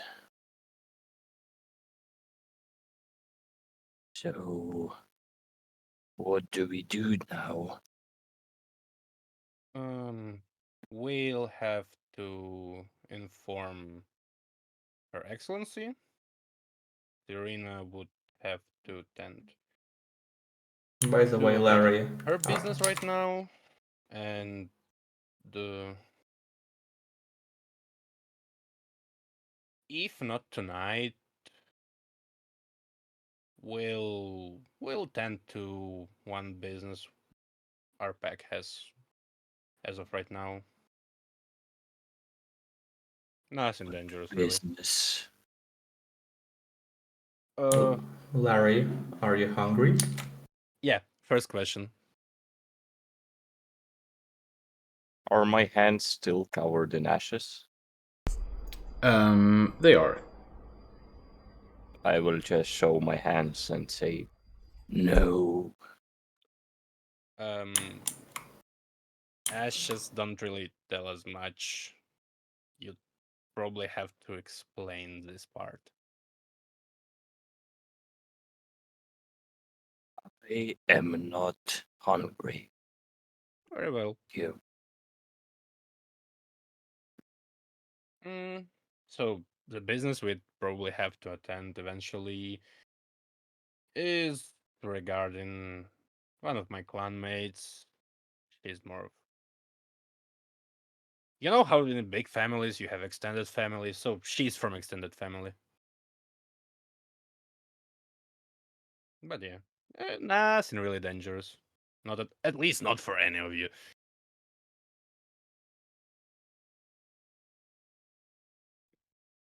Then we shall wait. And Any other Larry question? goes silent. I'll go to Leo. Yeah. You go to where Leo is currently attending to his business, and he seems to be in the room you basically left him. He seems to be typing in the computer, and then types a bit on his phone, makes a call, then continues to type in the computer. And as you walk inside the room, he looks up to you, puts the phone down, and says, "Yeah, boss. What's up?" First of all, you didn't really excuse yourself to our guest, and I mean, how the fuck didn't you search a package for sharp objects? look, they told me they already had frisked them. I thought they were professionals. It was my mistake. I get it. Also, excuse my language, boss, but the fuck is that thing? That's You gargoyle. can't seriously. That's not just. That That is thing's how like they are you? called, though. In a way. How? Do you know why Tremere are called usurpers? I mean, I think you addressed it very briefly once, maybe. Essentially, they tried to take over a clan called Salubri. That is a reason they called us usurpers. They did it in Transylvania, homeland of Tsimisi. There is a second reason they called usurpers. Mm-hmm. And the third is not really the reason, but I would prefer to think of it as that. They used their magic to mutilate members of Clan Gangrel and Nosferatu, and if the word isn't a lie, also Tsimisi, to do that. All right. So, what you're telling me is that vampire over there Mm-hmm. used to be like you, but isn't anymore. Or is that reversible? What are we talking here? I don't know if it's reversible, but he used to be more human. I'd assume it's more like chimera. Oh, so Titus came with Jack into this room? He has fucking obfuscate. We wouldn't know. Titus hasn't left Jack's side. Yeah, okay. In that case, yeah, that's fine. So you all left Larry alone in the dining room? If we're He looks trustworthy. But yeah, You guys, I'm gonna fucking tell you off. as Titus speaks up and says this, Leo basically just rubs the back of his neck and says, "All right, a bit of a confusing situation, I suppose, but I'll eventually manage to wrap my head around it. How much trouble am I in, boss?" You'd have to excuse yourself. Okay. He didn't really choose to be that way. I mean, I guess, but I gotta admit, boss, it looks fucking disturbing. It's like looking at a statue. You will look talk. into the abyss, and that is unnerving. Yeah, I guess. I mean, I suppose. You've seen Nosferatu, you've seen Schlachter, you probably have seen Washed, so... I mean, yeah, but still, those things were made out of people. I don't even know... What? Gargoyle Larry, he also was. Well, out of Cainite. Uh-huh. So he isn't made of stone. Probably. Okay, good. Yeah, I can deal with this. That's yeah, that's fine. I can deal with this. Anything else you need, boss? I'll put it that way. If you were basically a bitch to a Tremere, you would be grumpy. You would probably be disfigured, so... Mm-hmm. Don't tell him that. Okay, yeah, I'll keep my mouth shut then. How is New Haven going? It's a bit difficult. I'm trying to find places where we don't actually have a financial stake, because otherwise that stuff is traceable to us. But all these places I find, they would make too much fucking noise moving this amount of stuff.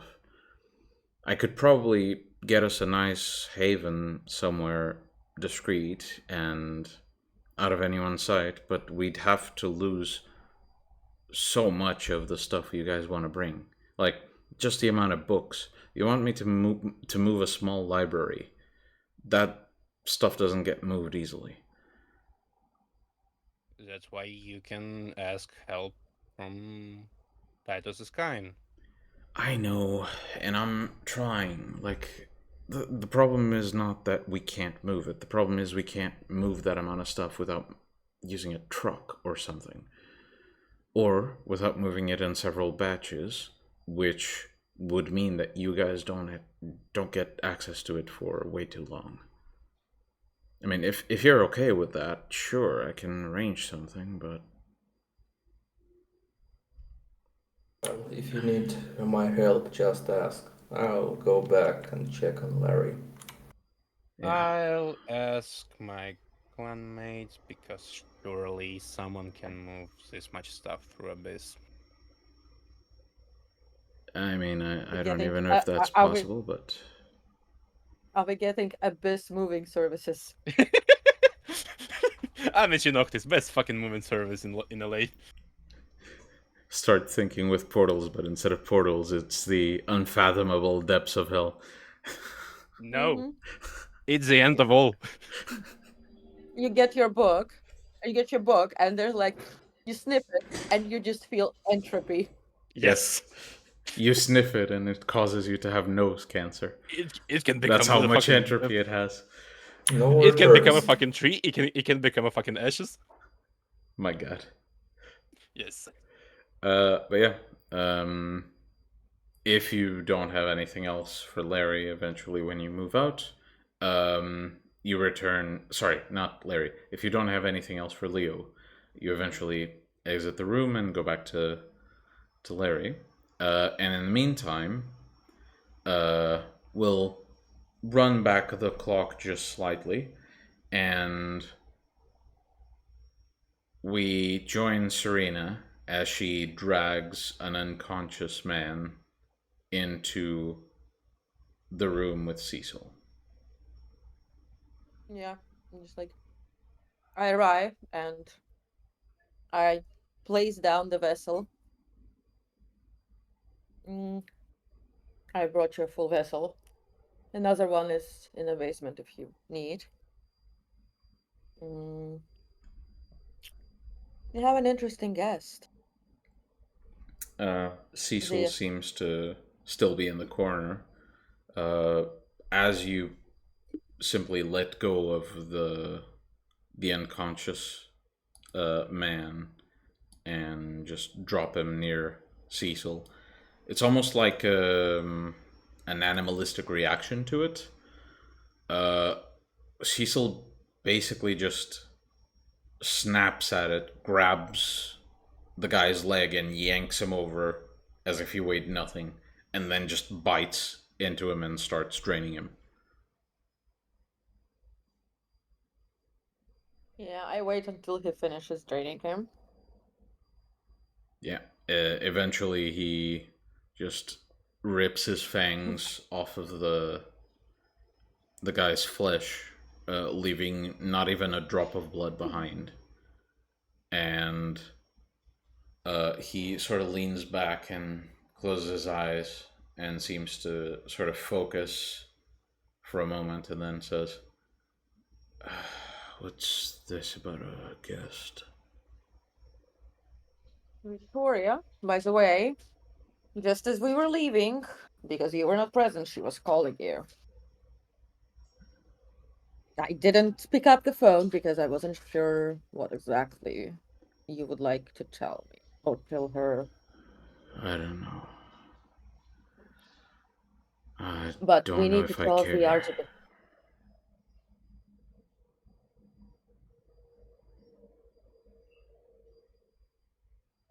But we need to tell the Archbishop something. I suppose. You're gonna at least have to give her a text or something.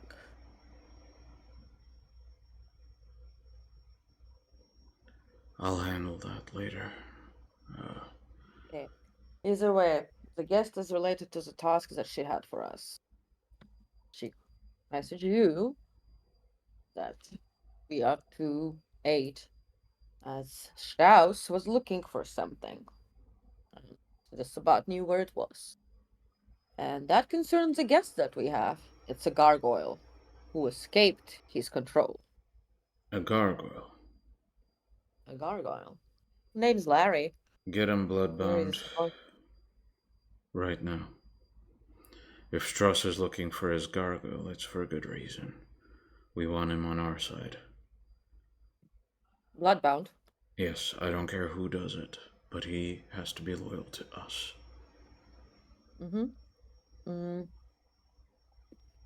Do it with a Waldery or a Bloodbound? I don't care. All right. Do you need more vessels? I don't believe so. Not right now, but I will eventually. I've been thinking.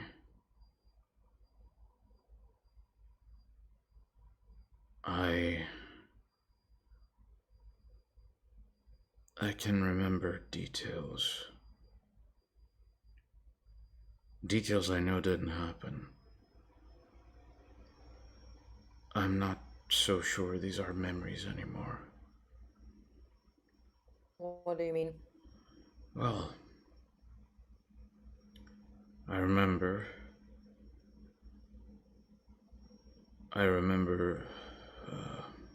attacking you, ripping your jaw off. That was Mariposa.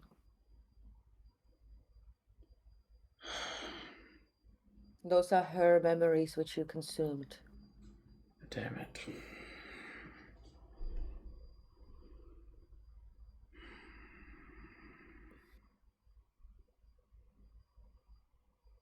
Look.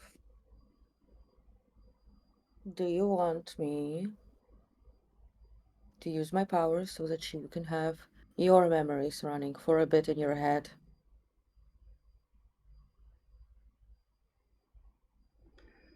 How long? How long? It's only while the memory runs.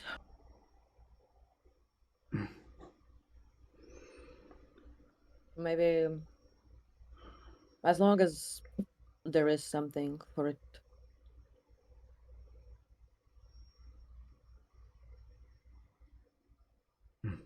Maybe when we don't have such an important, well, an important servant awaiting a blood bond. Right. I'll go deal with that. Good. And if I can, I'll be back before sunrise. And I'll direct the memory. Because I do know I have to be present, so I'll direct the memory as long as we have time. Or if we don't, we do it tomorrow night. Yeah. So that you can have something to sort out those. Yeah, well, not like I can go anywhere in this state. Go on. Don't worry. I'll help you through this. After all, that's what we Malkavians are best at, the mind.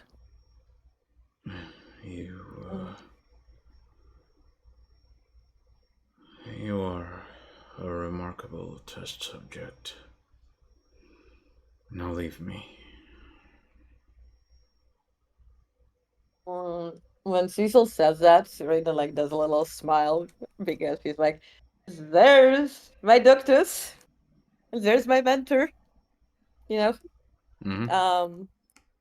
And she leaves and she goes down to where Larry is.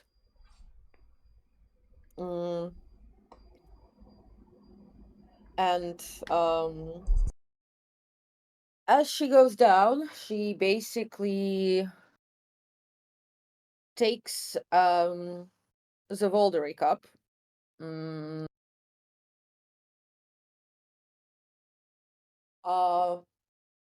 She takes the Voldery cup.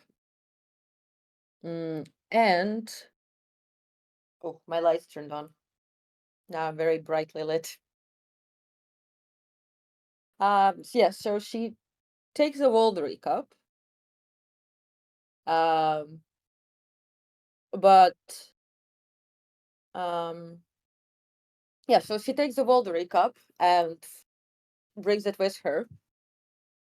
And she says, "Well, now that we're here, to show that Larry, you're going to join us on our ritual in which we, how to say, shares the blood of Cain, so that we are, not so that we prove that we're not going to betray each other. There's a lot more to that, and I will explain to you later. But for now, this is what we do. It's sort of like breaking bread. And for Titus and Jack, what they notice is that Serena is doing everything not according to the logic of Voldery. Well, first of all, usually she reads a short, something like a sermon before, and then ritualistically very like cuts the blood into the cup. But this time, as she's already explaining it to Larry, she just pours her own blood into the cup. Only her own. And then, you know, continues speaking of it, and then, like, doesn't. This sort of looks like the Voldery, but it isn't. And she doesn't even hand you the knife to add your blood. Just puts it down and then, like raises the cup and says, to our friendship and loyalty, and then takes a little sip, and then hands the cup to Titus so that he passes it to Jack. But in the cup, it's only Serena's blood.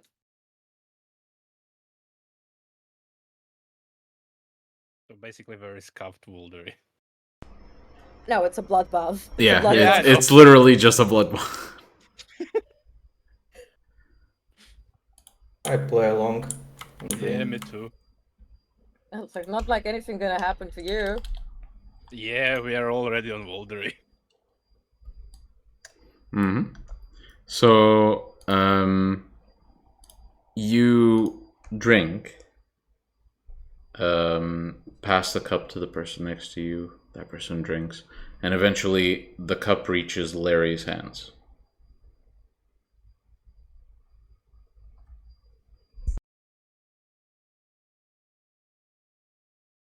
Is Larry muted by any chance? I will take the cup. And Miguel, would I know that this is clowning? You don't have a lot of your memories, but I'll allow you to roll me, let's say, wits and occult to see if this sparks any memory. Let's see what the roll is.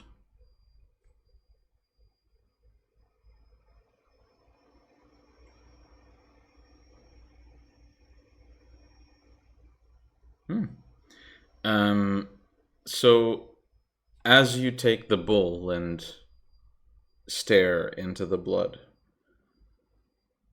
for a fleeting moment in your mind, you remember. It's like this image flashes before you, where your own wrist, even though it doesn't look like your wrists now, it doesn't look like your arm now, but your own wrist is pressed against the mouth of some other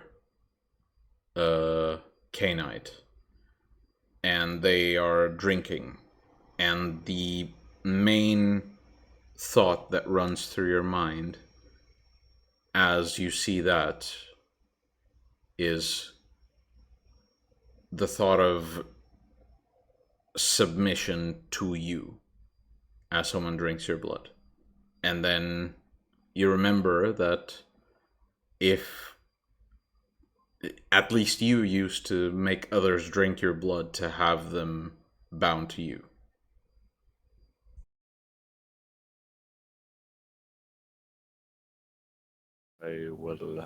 Larry will look at Serena. Ungrateful eyes. Go on, we still have to also like drink Titus's blood and Jack's. Why do you want to trick me? No, we do that. We drink each other's blood. That way we're all loyal to each other. It is essentially a Rosetta Stone, not Rosetta Stone, fundamental part of Sabbat.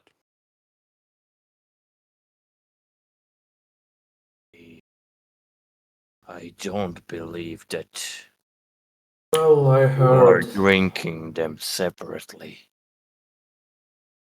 Yes, we do drink it separately. Can I check her?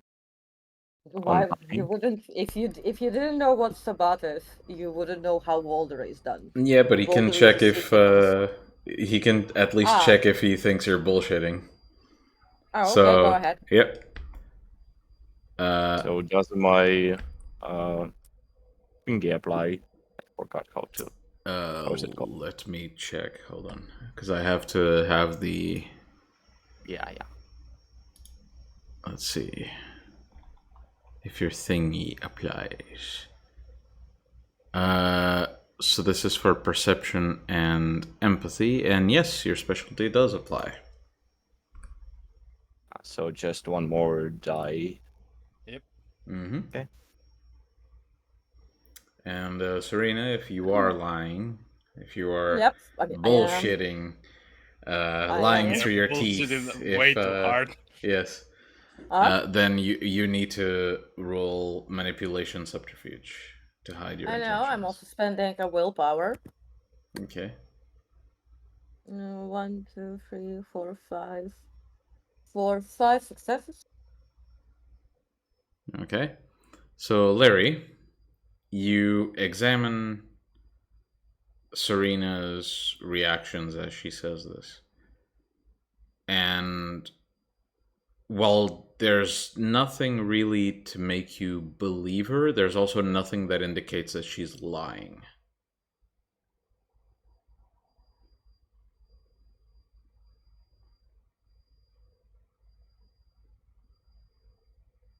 Larry will just take the cup with both hands. It looks relatively small in his hands, and he will get it closer to his face. One more distrustful look at Serena and take a little sip. Mm-hmm. So I will make a note. After Larry does that, Serena basically passes the Serena cleans the cup and passes it to Jack and the knife. Like, it's your turn. I cut my wrist and drip a bit of blood in the cup. Like, a reasonable amount for all of us. And raise it with words. Let the suffering of first slain antediluvian guide us into the night. Take a sip and pass it further. Yep. Serena takes a sip, passes it to Titus, and then Titus lets takes it a pass sip. to Larry. Mm-hmm. Larry will take a sip. Okay. And then the same does Titus. Okay. And after all of this finishes, so Larry takes a sip from the cup with Titus's blood. What does he do next? He will. Titus passes the cup to Larry. I will take a sip and cut my own wrist with a fingertip and pour it into the cup and say, "For our common cause." Drink and pass it down to Serena. Serena takes a sip. Mm-hmm. And I will take a sip. Titus also sips without hesitation. I mean, we all know that the boulder is just gonna like. Yep. Whoop. It's just no fucking blood bonds here. Like, we can literally bring up the blood bond to number 3. Yeah. But then when we drink the third thing, nothing. Yeah. Yeah. See, Larry? Now So we're that all is a bit about closer. trust. Now we're all a bit closer to each other. Now, I'm going to need to contact the Archbishop and let her know that We found you, and you're currently safe. And then if she wants to meet you tonight or some other day.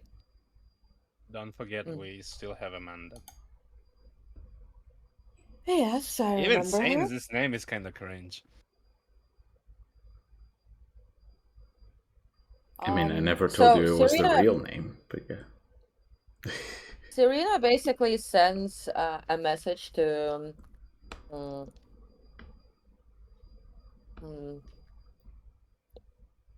Victoria that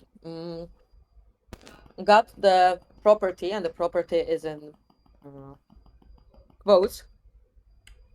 It's a gargoyle that. No, she's gonna say got the property. Nice hunk of Almost. stone.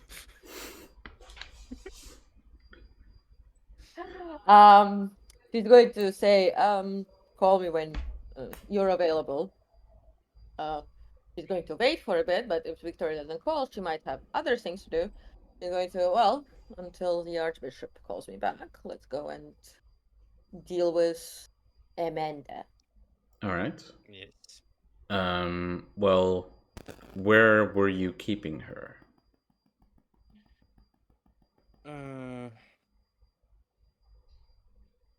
Somewhere staked. First of all, because Stakes. I paid good monies for that steak. Okay. You paid Not a for piece your of meat. steak? The piece of wood. Why would you pay for a steak? Because it's Judas wood. Oh. Ah, yes. Yeah, Have you seen Jack's Zack an Snyder's asshole movies? even in. Yes. Have you seen Zack Snyder's even when movies? he has the choice of not being an asshole. Yes. Yes. All right. It's in the blood. So you let's assume that she's in your room, probably stuffed in the closet or something. So you open the closet, take her out. Do you unstake her immediately? If Serena wants me to. Oh. She's not going to. She is fight blood us? bonded. She is blood bonded.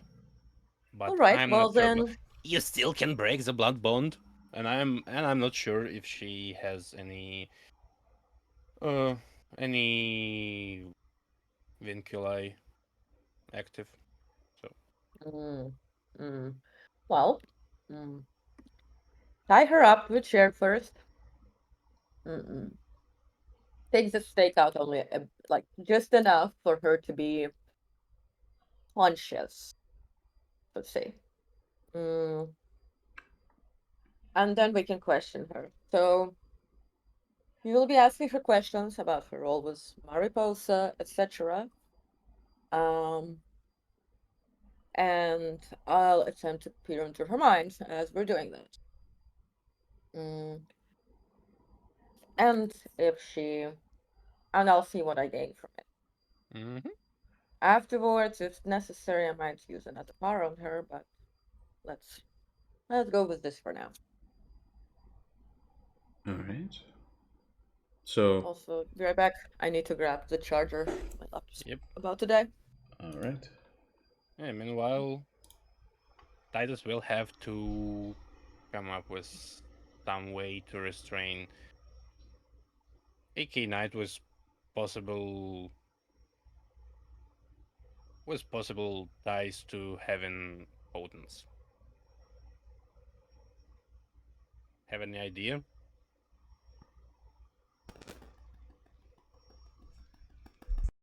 Can I go out? If you wish.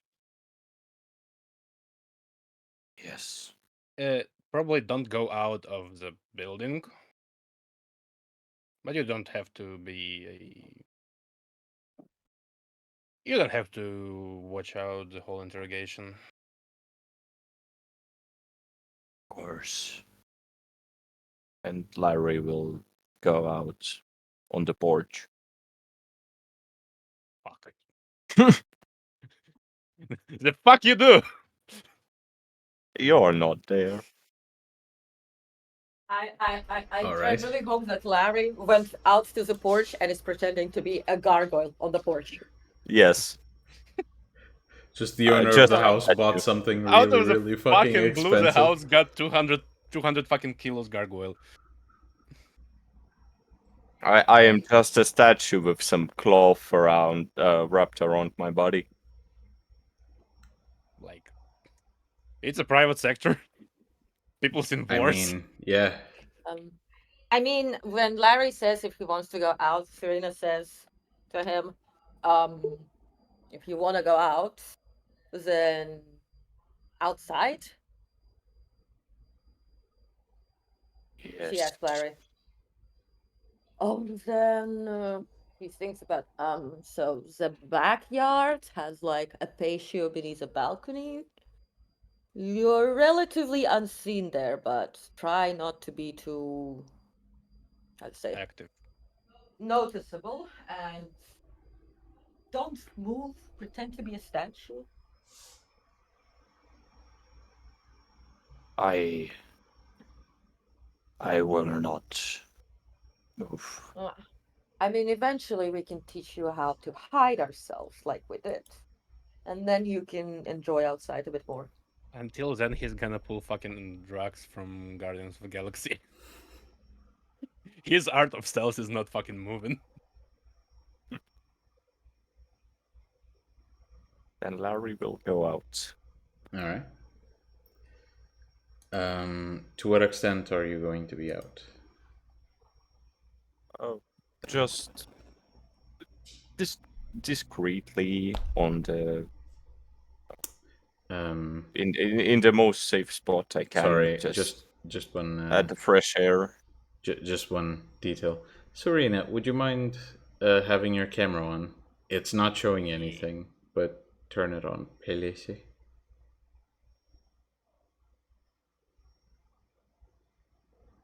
Please? Because we're kind of scuffed. Yeah. Serena is I am barely on the screen at all. I mean, you can see me. You can only see his fucking forehead. And you only... Yeah, there you go. Cool. Yeah. And we muted. can't hear you. You're muted. Okay, cool. I'll tell you when I connect. Yeah, that's fine. That's fine. I'm keeping an eye on it, so it's fine. Don't worry. Right. So Larry goes out, and I suppose you can message me what you do. In the meantime, Titus and Jack, what do you do?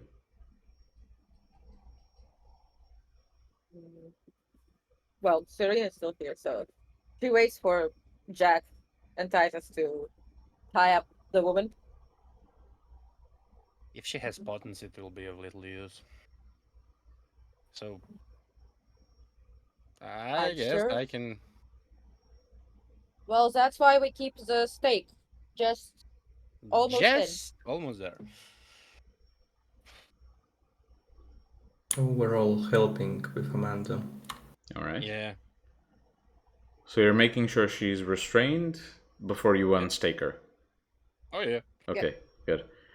So we'll just say that you manage to get her nice and restrained, and then you yank the stake out of her chest. Pull it off. Hmm? We slightly pull it off just so it can go back there. Ah, so it's not like out of her body, but it's like... It's halfway there. Yeah.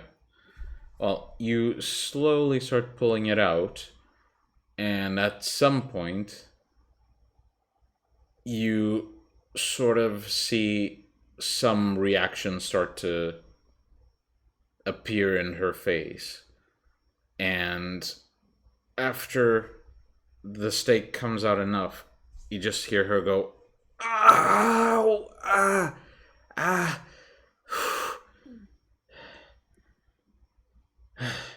Is this stake necessary?" well, Sort of. we don't exactly trust you, do we? I've already had blood from him. I'm not gonna Yes, lie. I'm but not gonna betray you. but how do we know that you have never had a vold redone with Mariposa? I'm sure she knows how. She knew how to. Well, how about I? I'm not, and I never was part of the Sabbat. Is that enough for you? I'm gonna use telepathy on her. Okay, roll for it. So And can this I go is back to my against her class, right? willpower if she resists, correct? Yes. Okay, Um. So by the way, my camera's back on. I am aware. Yeah. And Mm. just to make sure, I'll look somewhere else, not in her eyes, and use dominate to tell her bark. You're Well, gonna use dominate to say what? Bark. Bark. Yeah. With dominate. I'm still in this.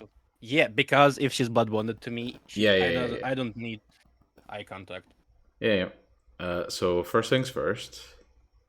Yeah, that's enough successes. So, Serena, you focus and you peer into her mind, and the immediate surface thoughts that you get from her are, I wish they'd believe me. That's the very surface deeper. thoughts. You force the thoughts to, the deeper thoughts to sort of surface just so you can see them. And again, using this power is sort of like experiencing the thoughts yourself. And as you focus, you get this sense of, please don't catch what I'm trying to do. Just a very slight, Can I but it's can very I follow that? slight. Hmm? Can I follow that? Can I follow that thought? Not right now, but you will be able to. Okay. Jack, as you look away and just say, bark, she basically frowns for a moment, and as she goes to say something, she just says, "Ruff! The hell? Why?" Just to make sure. Okay, and Serena, as this goes on, you spot thoughts in her mind of just get it over with. As in, she finds this humiliating, she just wants to get this done.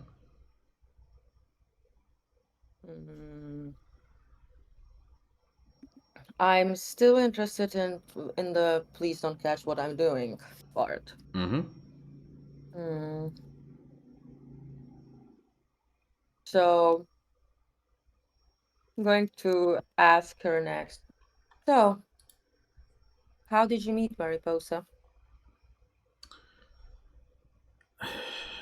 It was well, you remember that crazy guy you guys follow? He's an abuser. He abused more than just her, even if he didn't know it. He's got enemies for a reason. And I would advise you also to use respectful language when speaking about her doctor and my mentor. Mm-hmm. Why are you part of this group? And she says this, turning to Jack. I have my reasons. But you're, like, way more sensible than they Humane. are. I mean, I'd say sensible, but humane, that's another point.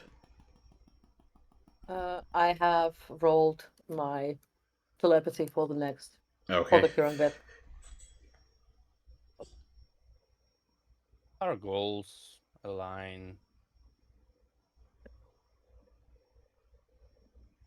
And they treat me right, I guess.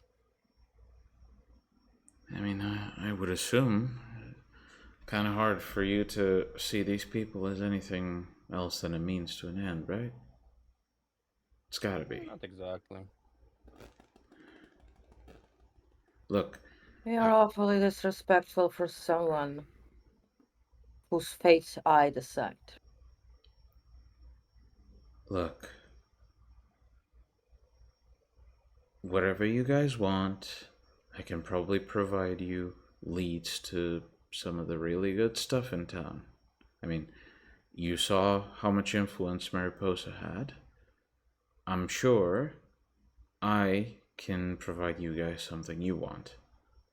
Do you want access to, I don't know, contacts within one of the clans, like La Sombra, for example? I got contacts there.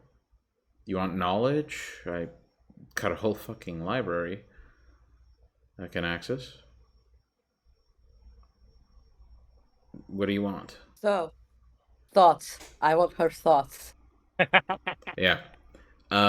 Surface thoughts. She is definitely trying to buy her way out of the situation right now. Mm-hmm. And any underlying thoughts are mainly, please just believe me so I can get out of here. And it's a thought that comes from fear. You can tell that. Yes, but how many successes did I get? I mean, I'm not going to tell you how many successes you got. Yes, but then I don't know how many actual questions I can ask and what I'm looking for. Well, given the way we run this particular discipline, Yes, but she was mentioning, for example, the library, the contacts. She do should you be want to like do you want to dig remembering. after those? Mm-hmm. Okay. So which one do you want to dig after first? Contacts. Okay. So digging after contacts, you see this instead of a name, what you see is an image. A very tall woman, dark hair, dark straight hair. And the image you get of this woman is one that inspires halfway trust, halfway utility. I'll allow you to memorize the face. Yes. What about the library? Following the library train of thought, you get images of a very, very old building, extremely dark building too.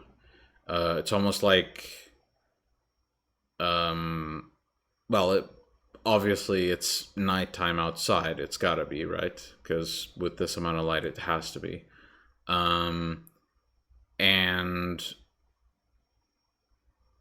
all you can see, you can't see the end of the corridor in this building that you're in, but it's rows and rows and rows of books, all of them, books and scrolls, all of them looking ancient. Like fucking ancient. Okay. Serena brings like just a second. She goes out of her to her room, grabs one of the maps she uses for dividing, and she says, "Well, let's start with the library, for example. Where is the location?" I mean, if I tell you, you'll just kill me. I lose my bargaining chip. Tony. Oh, Jack.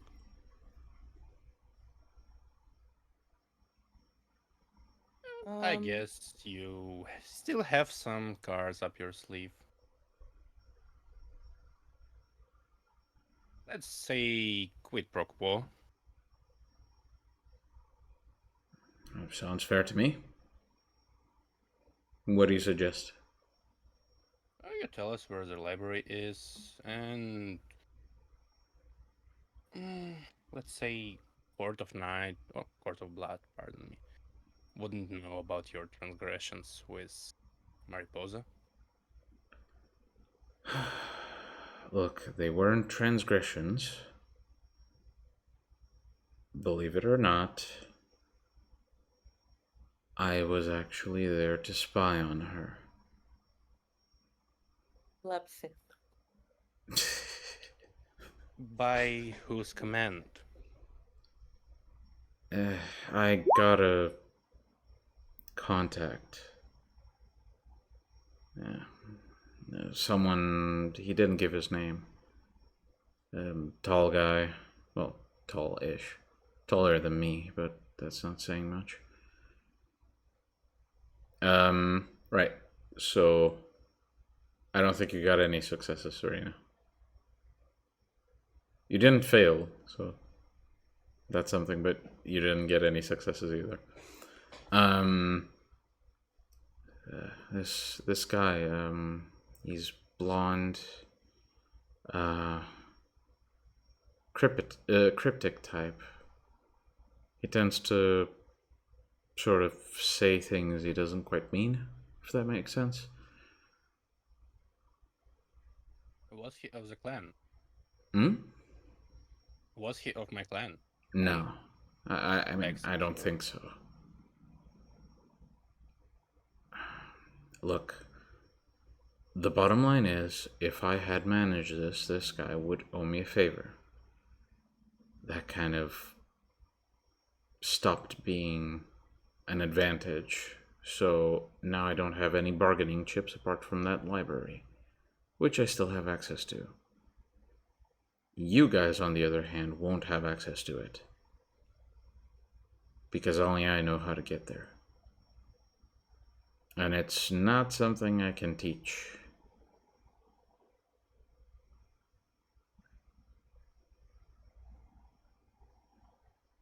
Be fair, it was probably you who put defensive seals on Mariposa's Yeah. haven. Way to gain her trust. Didn't really expect anyone to go sniffing around. Well, you can bullshit census. You can bullshit the abyss.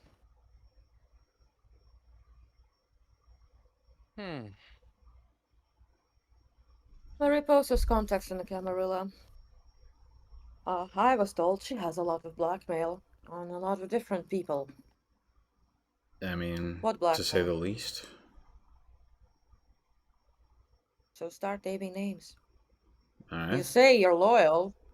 You say you're loyal, but so far I've only seen you bargaining Well, about getting the fuck out of here. how about this? How about this? I tell you what blackmail she had on who within the Camarilla. I do that, you let me go.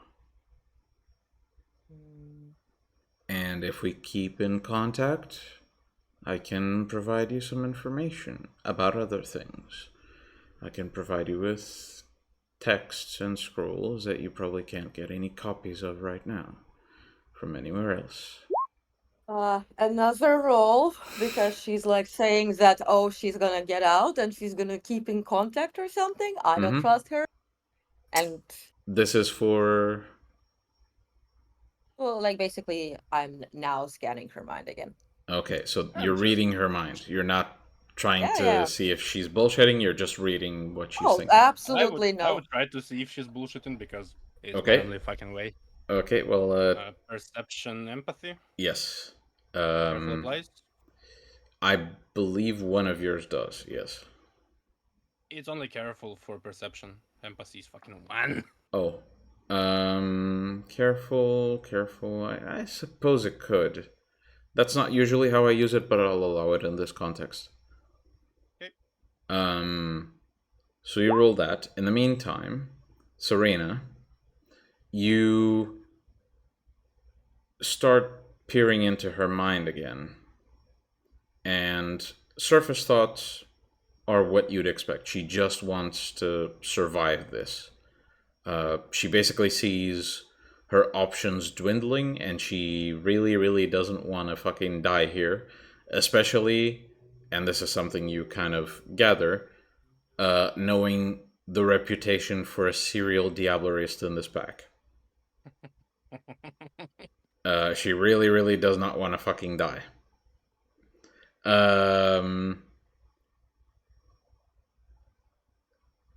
Other thoughts that are a bit deeper than that. There are thoughts about, what she intends to do once she goes free. There are thoughts about what she wishes to do in relation to her contact with your group, etc., etc. It depends on you what you're going to follow. But you will get a total of one line that you can follow in this case. Okay. 4 successes, I guess. I'm gonna follow what she intends to do after she leaves. Okay. She intends to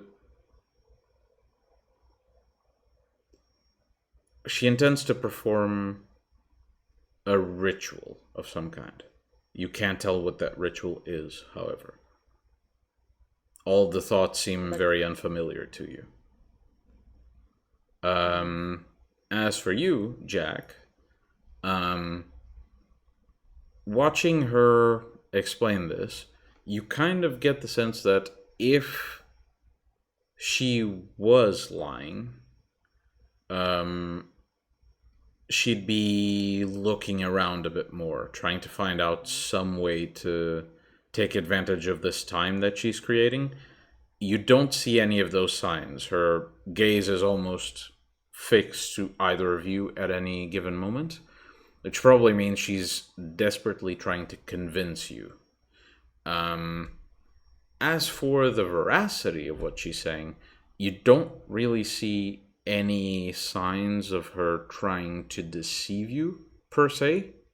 It is possible that she doesn't only intend on giving you help after she's free, but she does intend to keep in contact and fulfill her end of the bargain. What else comes with that? It's hard to tell.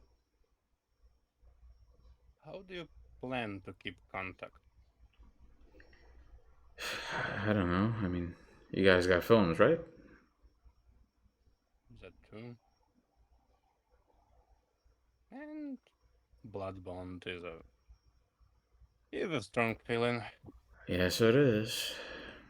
Yeah, so as Tony talks about the blood bond, I'm gonna look into her mind again. Again, oh my god. Yeah. You gonna fucking short Yes! circuit her fucking brain. Titus loses his patience as he doesn't understand most of the mind games and shows a stake. Yeah, as soon as Titus shows the stake, she fucking backs away a bit. I mean, I imagine she's right now laying on the ground. She starts basically dragging herself away from Titus with a scared expression on her face. In the meantime, Serena, you want to follow the thread of the blood bond, correct? Yeah. Okay. So as you focus, at first your thoughts are, I wish he hadn't made me drink that. You peer deeper into it, and you catch one glimpse of a thought that goes some... You can't quite tell what she's mentioning, but the thought is basically, I hope it's still working. It being something she did before.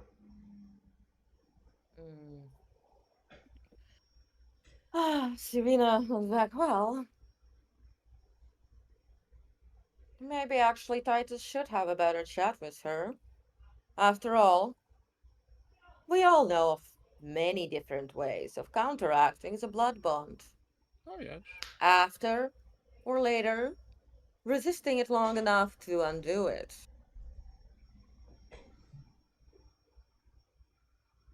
Or moving oneself somewhere where you're no Well, longer affected by it. I know some good ways, but in the end, if they won't help, there's always a well-working last resort that will let us take all of her brains and mind and basically read it all within ourselves. Hope you As all understand that what that means. Titus, just do me a quick favor. Roll. I mean, you're being honest about this, right? Yes, honest, Yeah. impatient, and a bit angry. Yeah. So, charisma intimidation, please.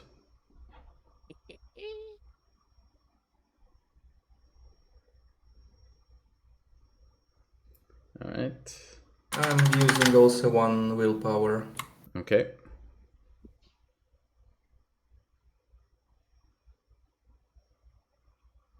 Waiting for the roll. Hey, Four look successes. at that! My God, this man really doesn't want to be fucked with. So yeah, basically, what you see as Titus finishes speaking is that the woman basically looks a bit panicked, her gaze basically darting between you, and then she just looks to Jack and says, look, hold on. You don't need to do anything rash. What do you want to do? Just ask and I'll tell you, okay? Contacts in the Camarilla blackmailing them start. Okay. Well, she had some blackmail with, well, she did know that Strauss had a couple of gargoyles around. One of them was still living, and the other one was, well, they don't know where it is. Uh, she also shit. Uh,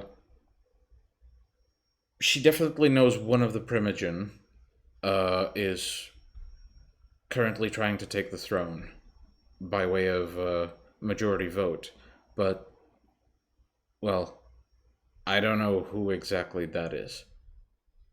The Primogen, that is. But one of them is trying to. She also has a number of ghouls from the Camarilla owing her favors, including one that serves Therese Foreman, if she's even still around. I'm not. What do you mean if she's still even around? Well, Doesn't she have a vicious sister? yeah, words going around that the sister kind of offed her. I see.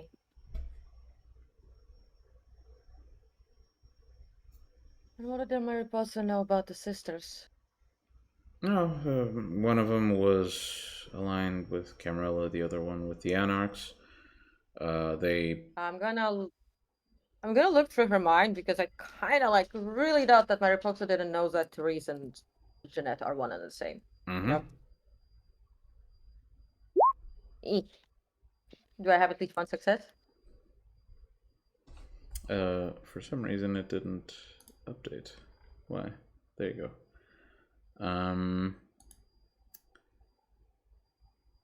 Let me see. Okay, good. So you peer into her mind and you get the surface thoughts. And the main surface thought that catches your eye is a thought of, my fucking god, why didn't you share more information with me when you did? Thinking about Mariposa. Okay, I see. And she continues saying, I mean, one of them was allied with the Camarilla, the other one with the Anarchs. They really, really didn't like each other. But at the same time, the feud had been going so long, there were rumors that they were, in a way, working together. I guess that kind of was put to bed when, well, apparently Therese got killed, I suppose. But it's kind of hard to tell right now. So that ghoul, what blackmail did she have on him? No, the ghoul was, well, he was manning some side business. Apparently selling some of Teresa's personal supply to any vampire that decided to set foot there, but it's kind of up in the air if he's still doing that, given the current circumstances. Continue. What else?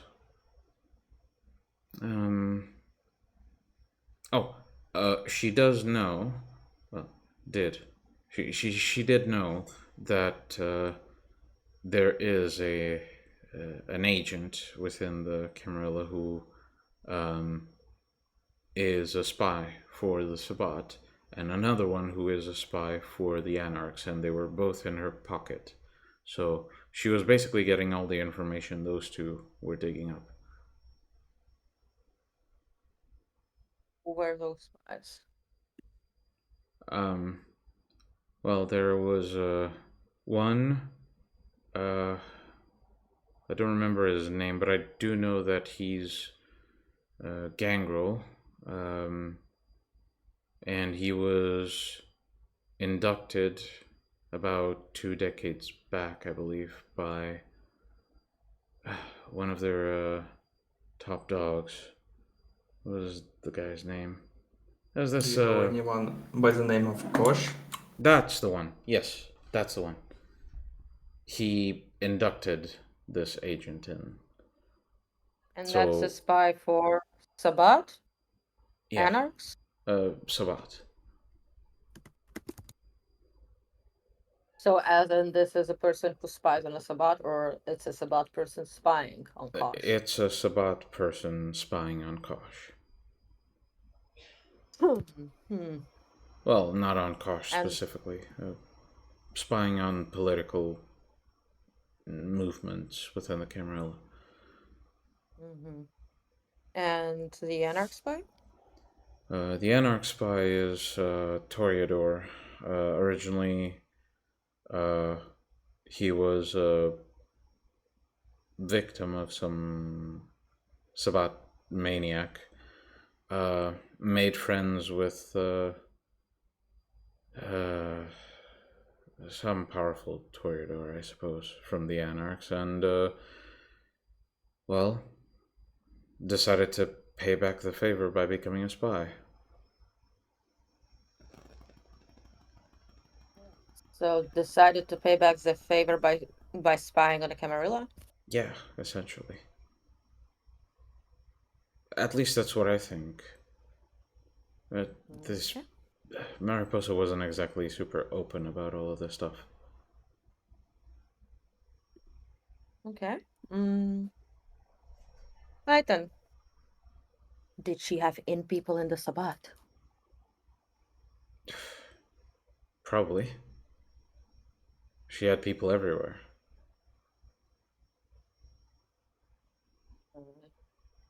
I look in her mind. I don't like her, probably. Mm-hmm. That seemed to be her stuff. All right. She And has fucking fingers in jangling spy.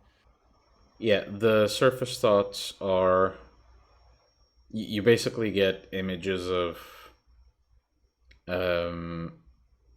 Mariposa as she's speaking with you. Again, you're experiencing the thoughts as if you were this Kia seed.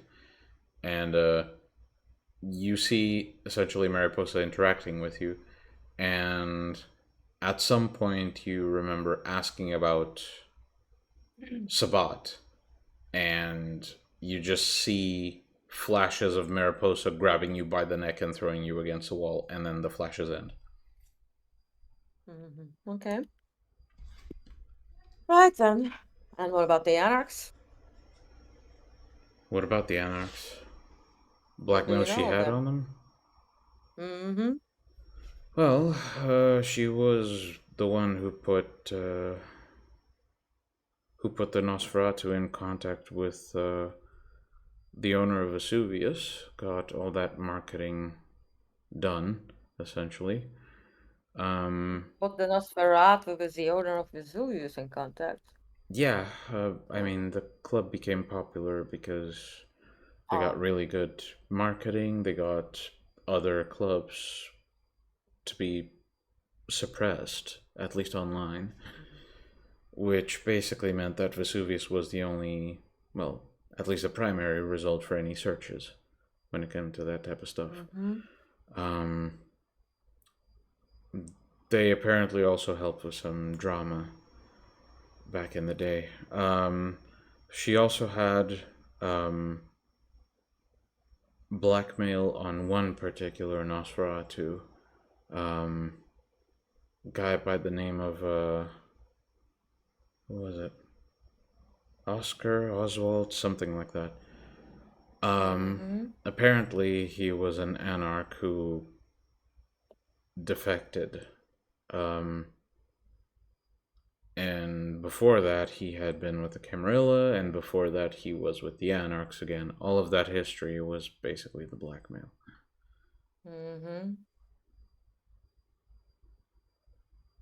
Right.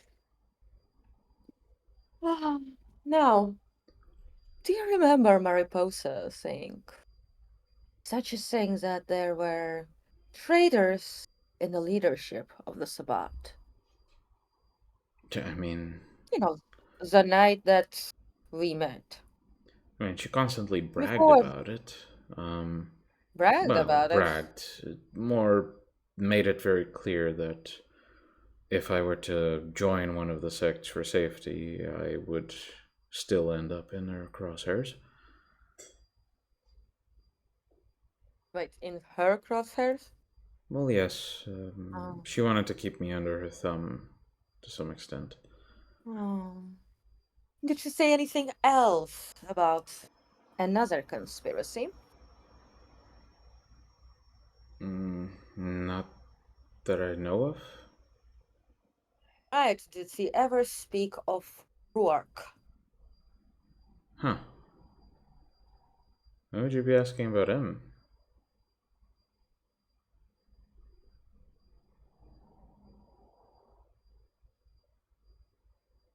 I wait. They seem to No, have. I wait, and just like if Jack tries to say something, I'm like, let her answer. Okay. Well, no. She didn't mention anything, but why would you be asking about him? I go into her mind. Okay.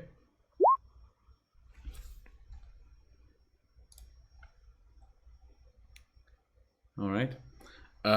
You attempt to go into her mind, and as you feel the thoughts coming to you, you see for a moment an image of Ruark speaking with you, and then his face sort of drops his pleasant expression, and then you, Serena, start feeling this void in your body. And you quickly let go in fears that it's gonna actually do some damage. Right then, let me adapt my question. Tell me of your connection to Ruark. I've met him a few times. Mm-hmm. Why? Continue. I've met him a few times. Really? Yeah.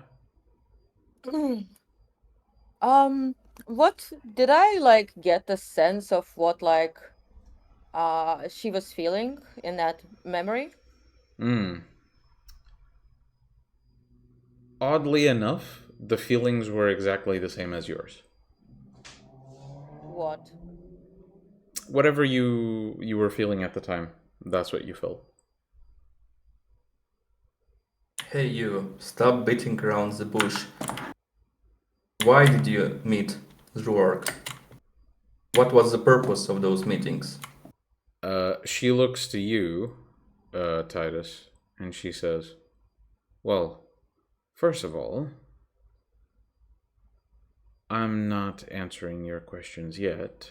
You can get in line between these two sadists, right?" I fucking step on her leg Do you want to break the because leg? I don't. Yes. Okay. Yeah, you give the leg a thorough stomp, and you guys just hear this very dry, muffled snap, and she basically writhes for a bit, screams in reaction to it, and says, "Ah, so this is how we're playing this now, is it?" Listen, you little fucking bitch. In case you forgot, that fucking psycho, as you previously called him, is my mentor. So, put 2 plus 2 together about how you're going to spend the rest of your miserable life if you don't learn some fucking manners. Well, I've yet to be I. given a guarantee that I'm leaving this room alive. Oh, yet, so far, out of the info you've provided, 2/3 of it we already knew. So while you're thinking you're giving us cash, what we're getting is fucking Monopoly paper. And plus, let me add it to you. We know more on top of that.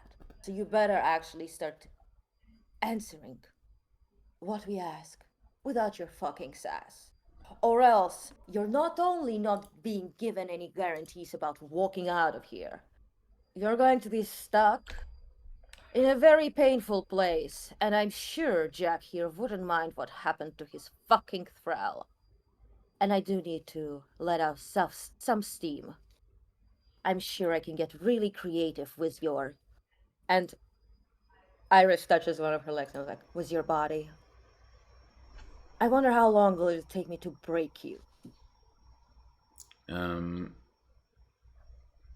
She adjusts her posture a little, and you see her leg sort of. Is your foot still on the leg? Yeah. Okay. In that case, you don't see jack shit there. She sort of seems to move her body so she can essentially rest her back on um the um the closet door, to which she is next to. She leans her back there and takes a deep breath, and looks to her like, "Would you mind?" Do you understand? Yeah, I get it. Are you sure? I am absolutely sure. Good, because next I will remove those legs with my visiting field. And I'm gonna see how you're gonna fucking heal that shit. Understood? Noted. And I step off. Yeah. And as you do, you just see her wince, and she seems to focus for a moment, and you see the legs sort of push itself back into place. Now, why? On what purpose? Were you meeting with Ruark? Details. Okay. Look, you remember that person I was spying for, Mm-hmm. that was him. I see. Now the question is, why would you be asking about him? Now, why would you be asking me about that? Well, because currently, if I have any out from this situation, it's either through him or through you. In which case, if you don't just want to kill him, or fuck him over, or anything like that, then we're kind of wasting time with this interrogation. Again. Titus leaves the room for a bit. All right. Again. What do you go do, Titus? He How grabs. did you meet Ruark? How did you meet Ruark? Hold on. What is Titus doing? Titus grabs the phone demonstratively and leaves the room. If he's calling someone. If he's gotten a call. Above this whole fucking politics. Okay. We'll settle that in PMs, if possible. Right then. You said you're not part of the Sabbat. How did you meet Ruark? Common interests. Do you know anything about my Such as? clan? No enough. Good. Then you should know that the type of knowledge we can possess is quite quite precious, especially to elders who can actually make use of it. That still doesn't answer my question. How did you meet? He sought me out. I don't know, how did you meet one of the most powerful elders still alive? You clearly met him. How did that go? Did he find you? Or did you find him? Right. It's complicated. No, it's complicated. He didn't find me.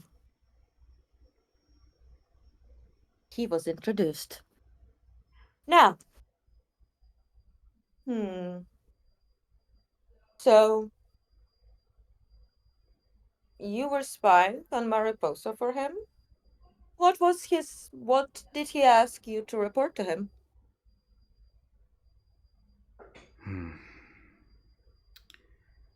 He asked me to report general movements, type of blackmail she had, what kind of things she could move around the city. And right up until you stormed in, that's exactly what I was gathering.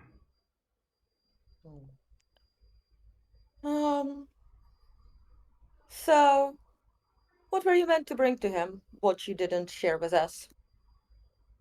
Well, the last batch of information was knowledge on a specific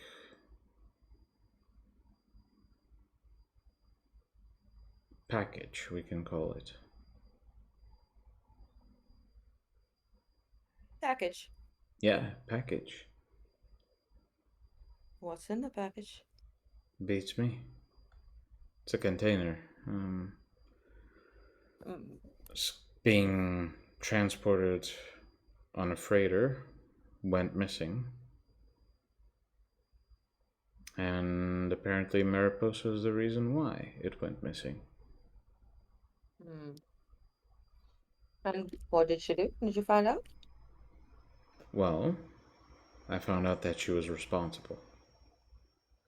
That's about it. See. I rolled again to see what.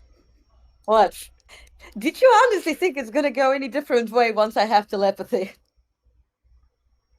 It's like seems sus. Allow me to violate her mind for the 30th time this night. Serena just zones in and out of this interrogation. Yep. So you start delving into her mind, and at first you experience thoughts of mixed fear and curiosity as you see Mariposa chatting about you while both of you look over a map. Chatting about you, as in her, or about me? You're experiencing this Kiasid's memories as if it was you. So all of this is in context of the Kiasid's perspective. Okay, got it. You see Mariposa talking with you and showing you things on a map and sort of circling areas around it. And then you see flashes of essentially pictures of a container ship. And then another picture of what looks like a small explosive put on one of the containers.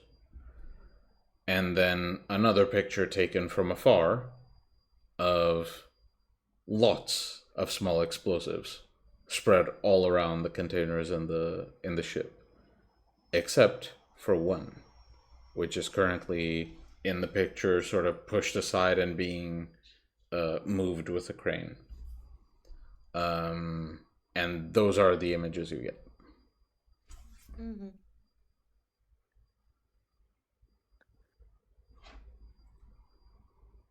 I see.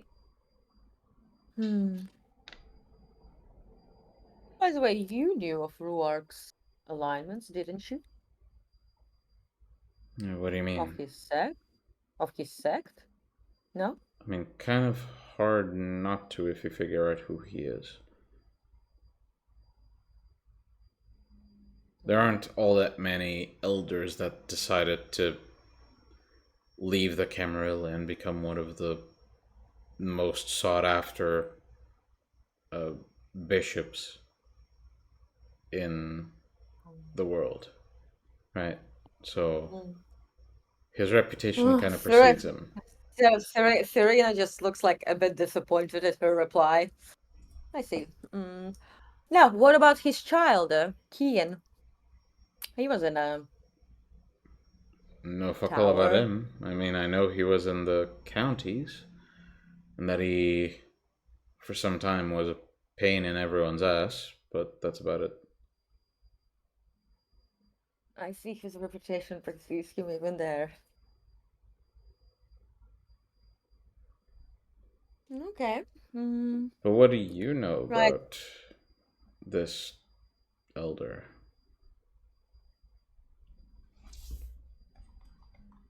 Too much for me to trust you with that. Hmm. And Serena, at that, she's going to basically like scan her mind. Mm-hmm. I'll be right back.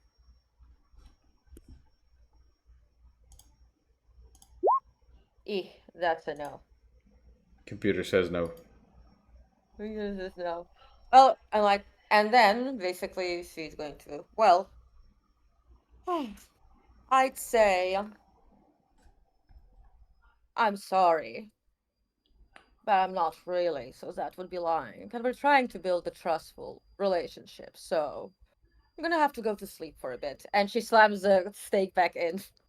Okay. Wait, Just wait. like, back. What? Unless like there's like Titus like there back. Well, you shoved the steak back in, so she's paralyzed. Titus can remove it if he wants. Yeah, but we need to discuss things first. Like, she has contact with Ruark, okay? Like, a well-suspected traitor to the fucking Sabbat, okay? We can't, you know. Like, this changes things. Are you saying this out loud? No, I'm just Okay. explaining. Sure. And I also want to, like, go away from the computer for a bit. Mm-hmm. I need to stretch my legs. Session's almost ending. Boah.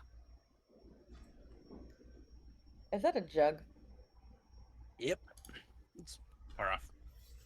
So, Titus, you were gonna say something? Well, read the ST chat. Okay. One moment. In the meantime, what do the others do? Serena pulls out, well, definitely cannot let her fucking walk. Yeah. She has been spying for work. Shit. Let me put you that very, very modestly. That's bad. Well, also, you know what it means. We do need to deal with her quite soon. We need to get whatever the fuck other information she has. And, well, as it is, Serena's like basically starts walking out of the room, expecting Jack to follow her. Mm-hmm. Once we're out and the door is closed, she's like, look,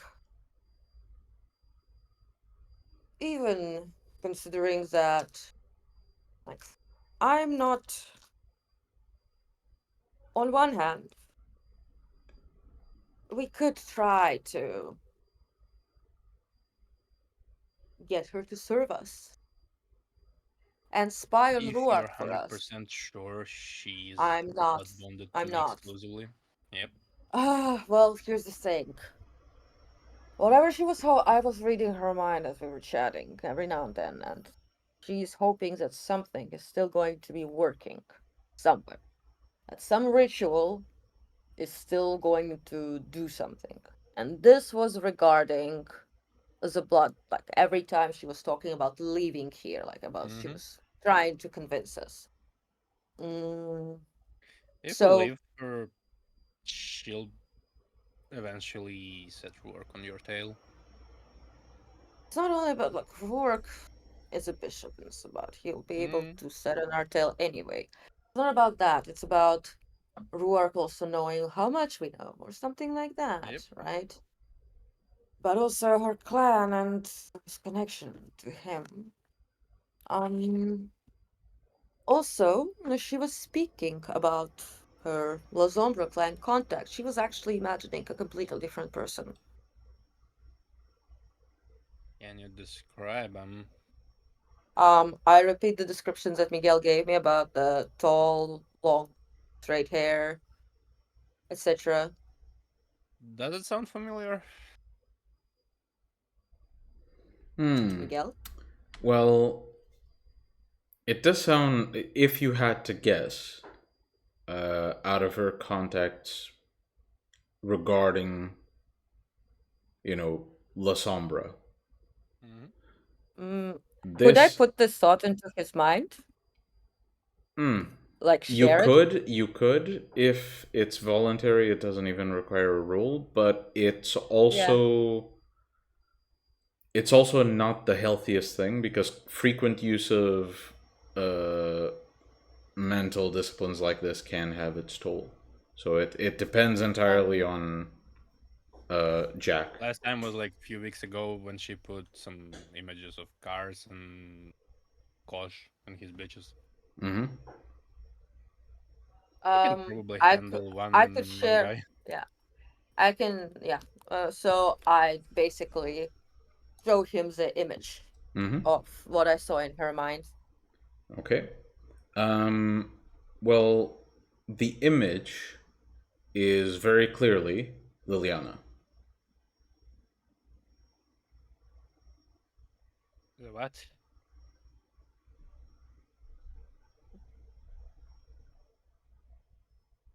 Welp.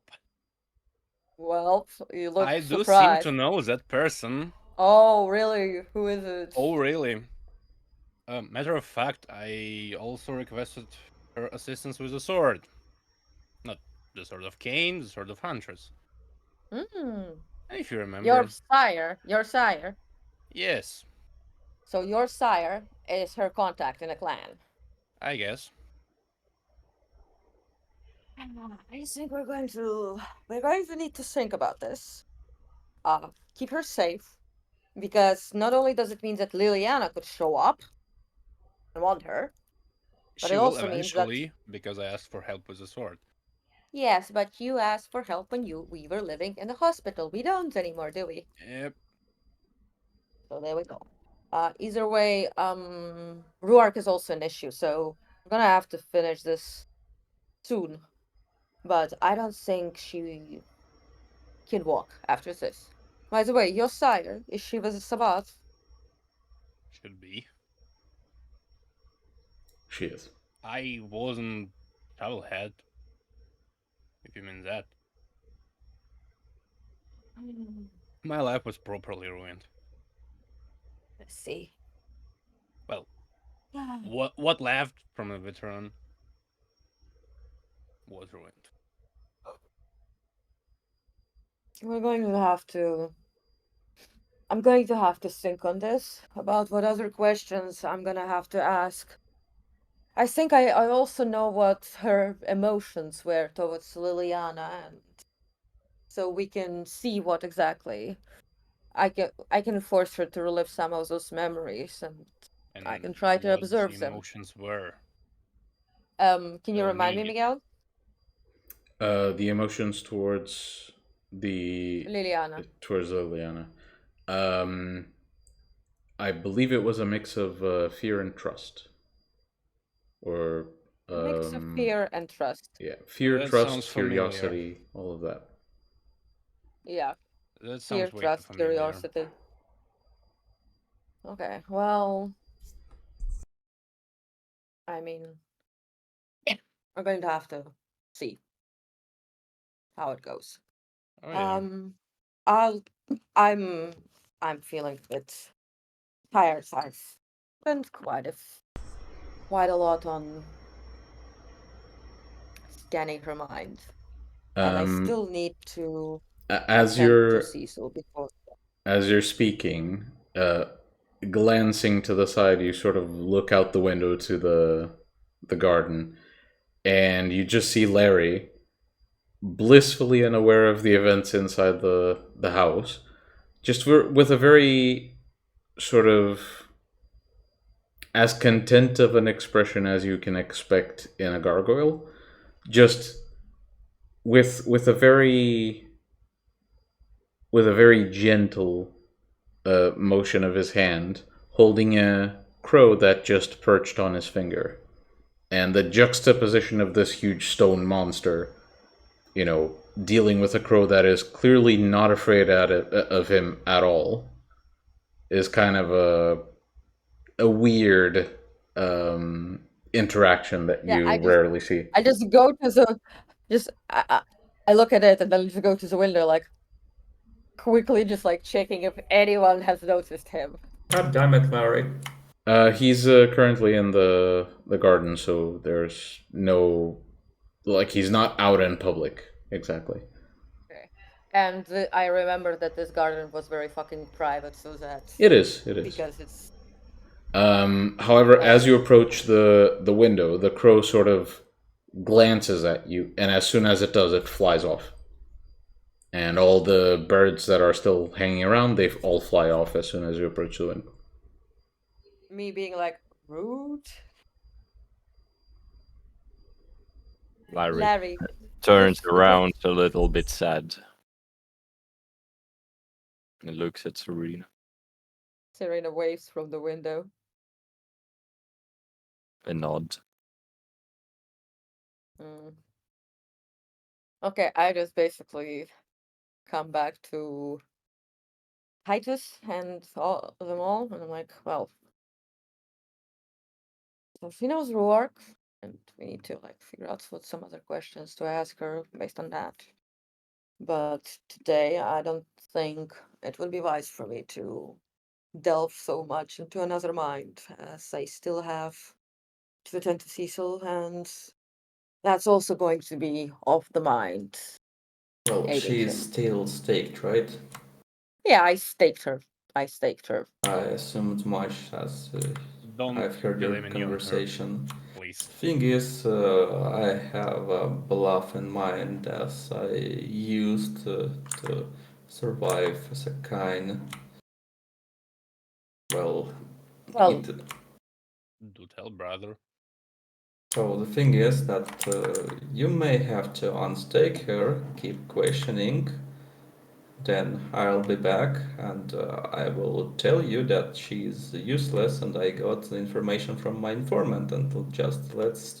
And then I'd assume that you still staked her. I notice that she's unstaked and say like, wait, she heard that fucking stake her back and let's get over with it. Let me help you stake okay. her.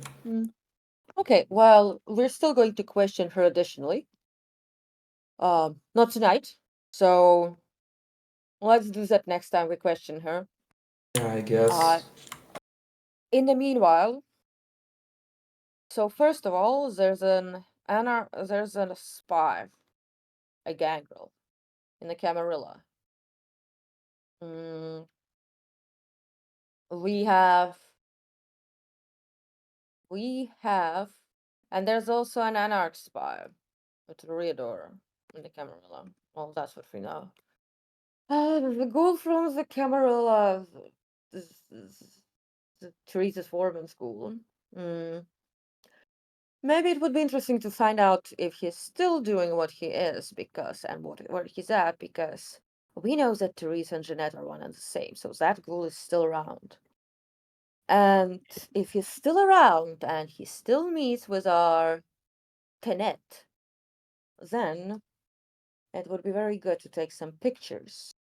And because we still need to take over Santa Monica.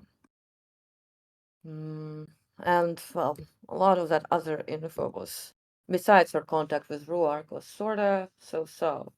But that container, so the container on the ship that she was speaking about, Mariposa did something to that container, but the rest of the containers were exploded. By the way, when I saw the ship, did I see any name? You did not catch the name of the ship, if that's what you're after. All the Right. shots were taken from either within the ship or from like an odd angle where you can't really see any names. Okay, maybe try and find out. If you've seen any numbers on cars, that could be traced. Numbers?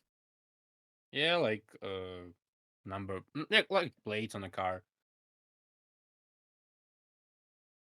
Miguel? Essentially, it can be traced. I'm going to make a roll. Yeah. Let's see. OG feedy.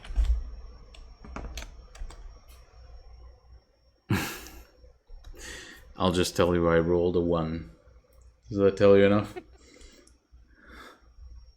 Look, I think if on some ship was attacked by some, or like some accident happened and a bunch of containers were blown up, it would be all over the mortal news.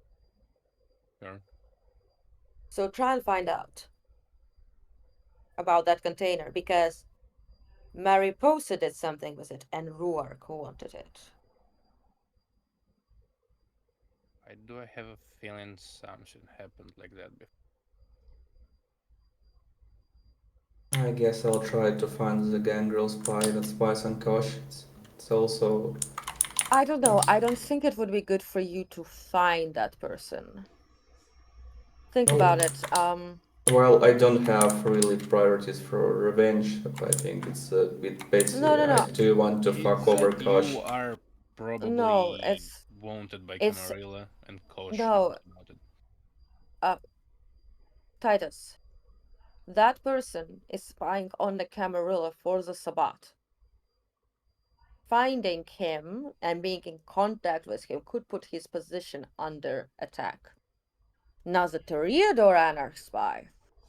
Now, finding him and getting in contact with him so that the Camarilla doesn't know and asking him to find out about the Toreador spy, that's a whole other thing. Okay, But then we need to find the one who gets the information from the spy. of something. The gargle info was sort of useless. Well, except Yeah, for the what fact are we that, doing with the rock boy? He's not officially in Sabbat as well, Meanwhile, I you look started out the out window, and Larry just goes like, smile and wave.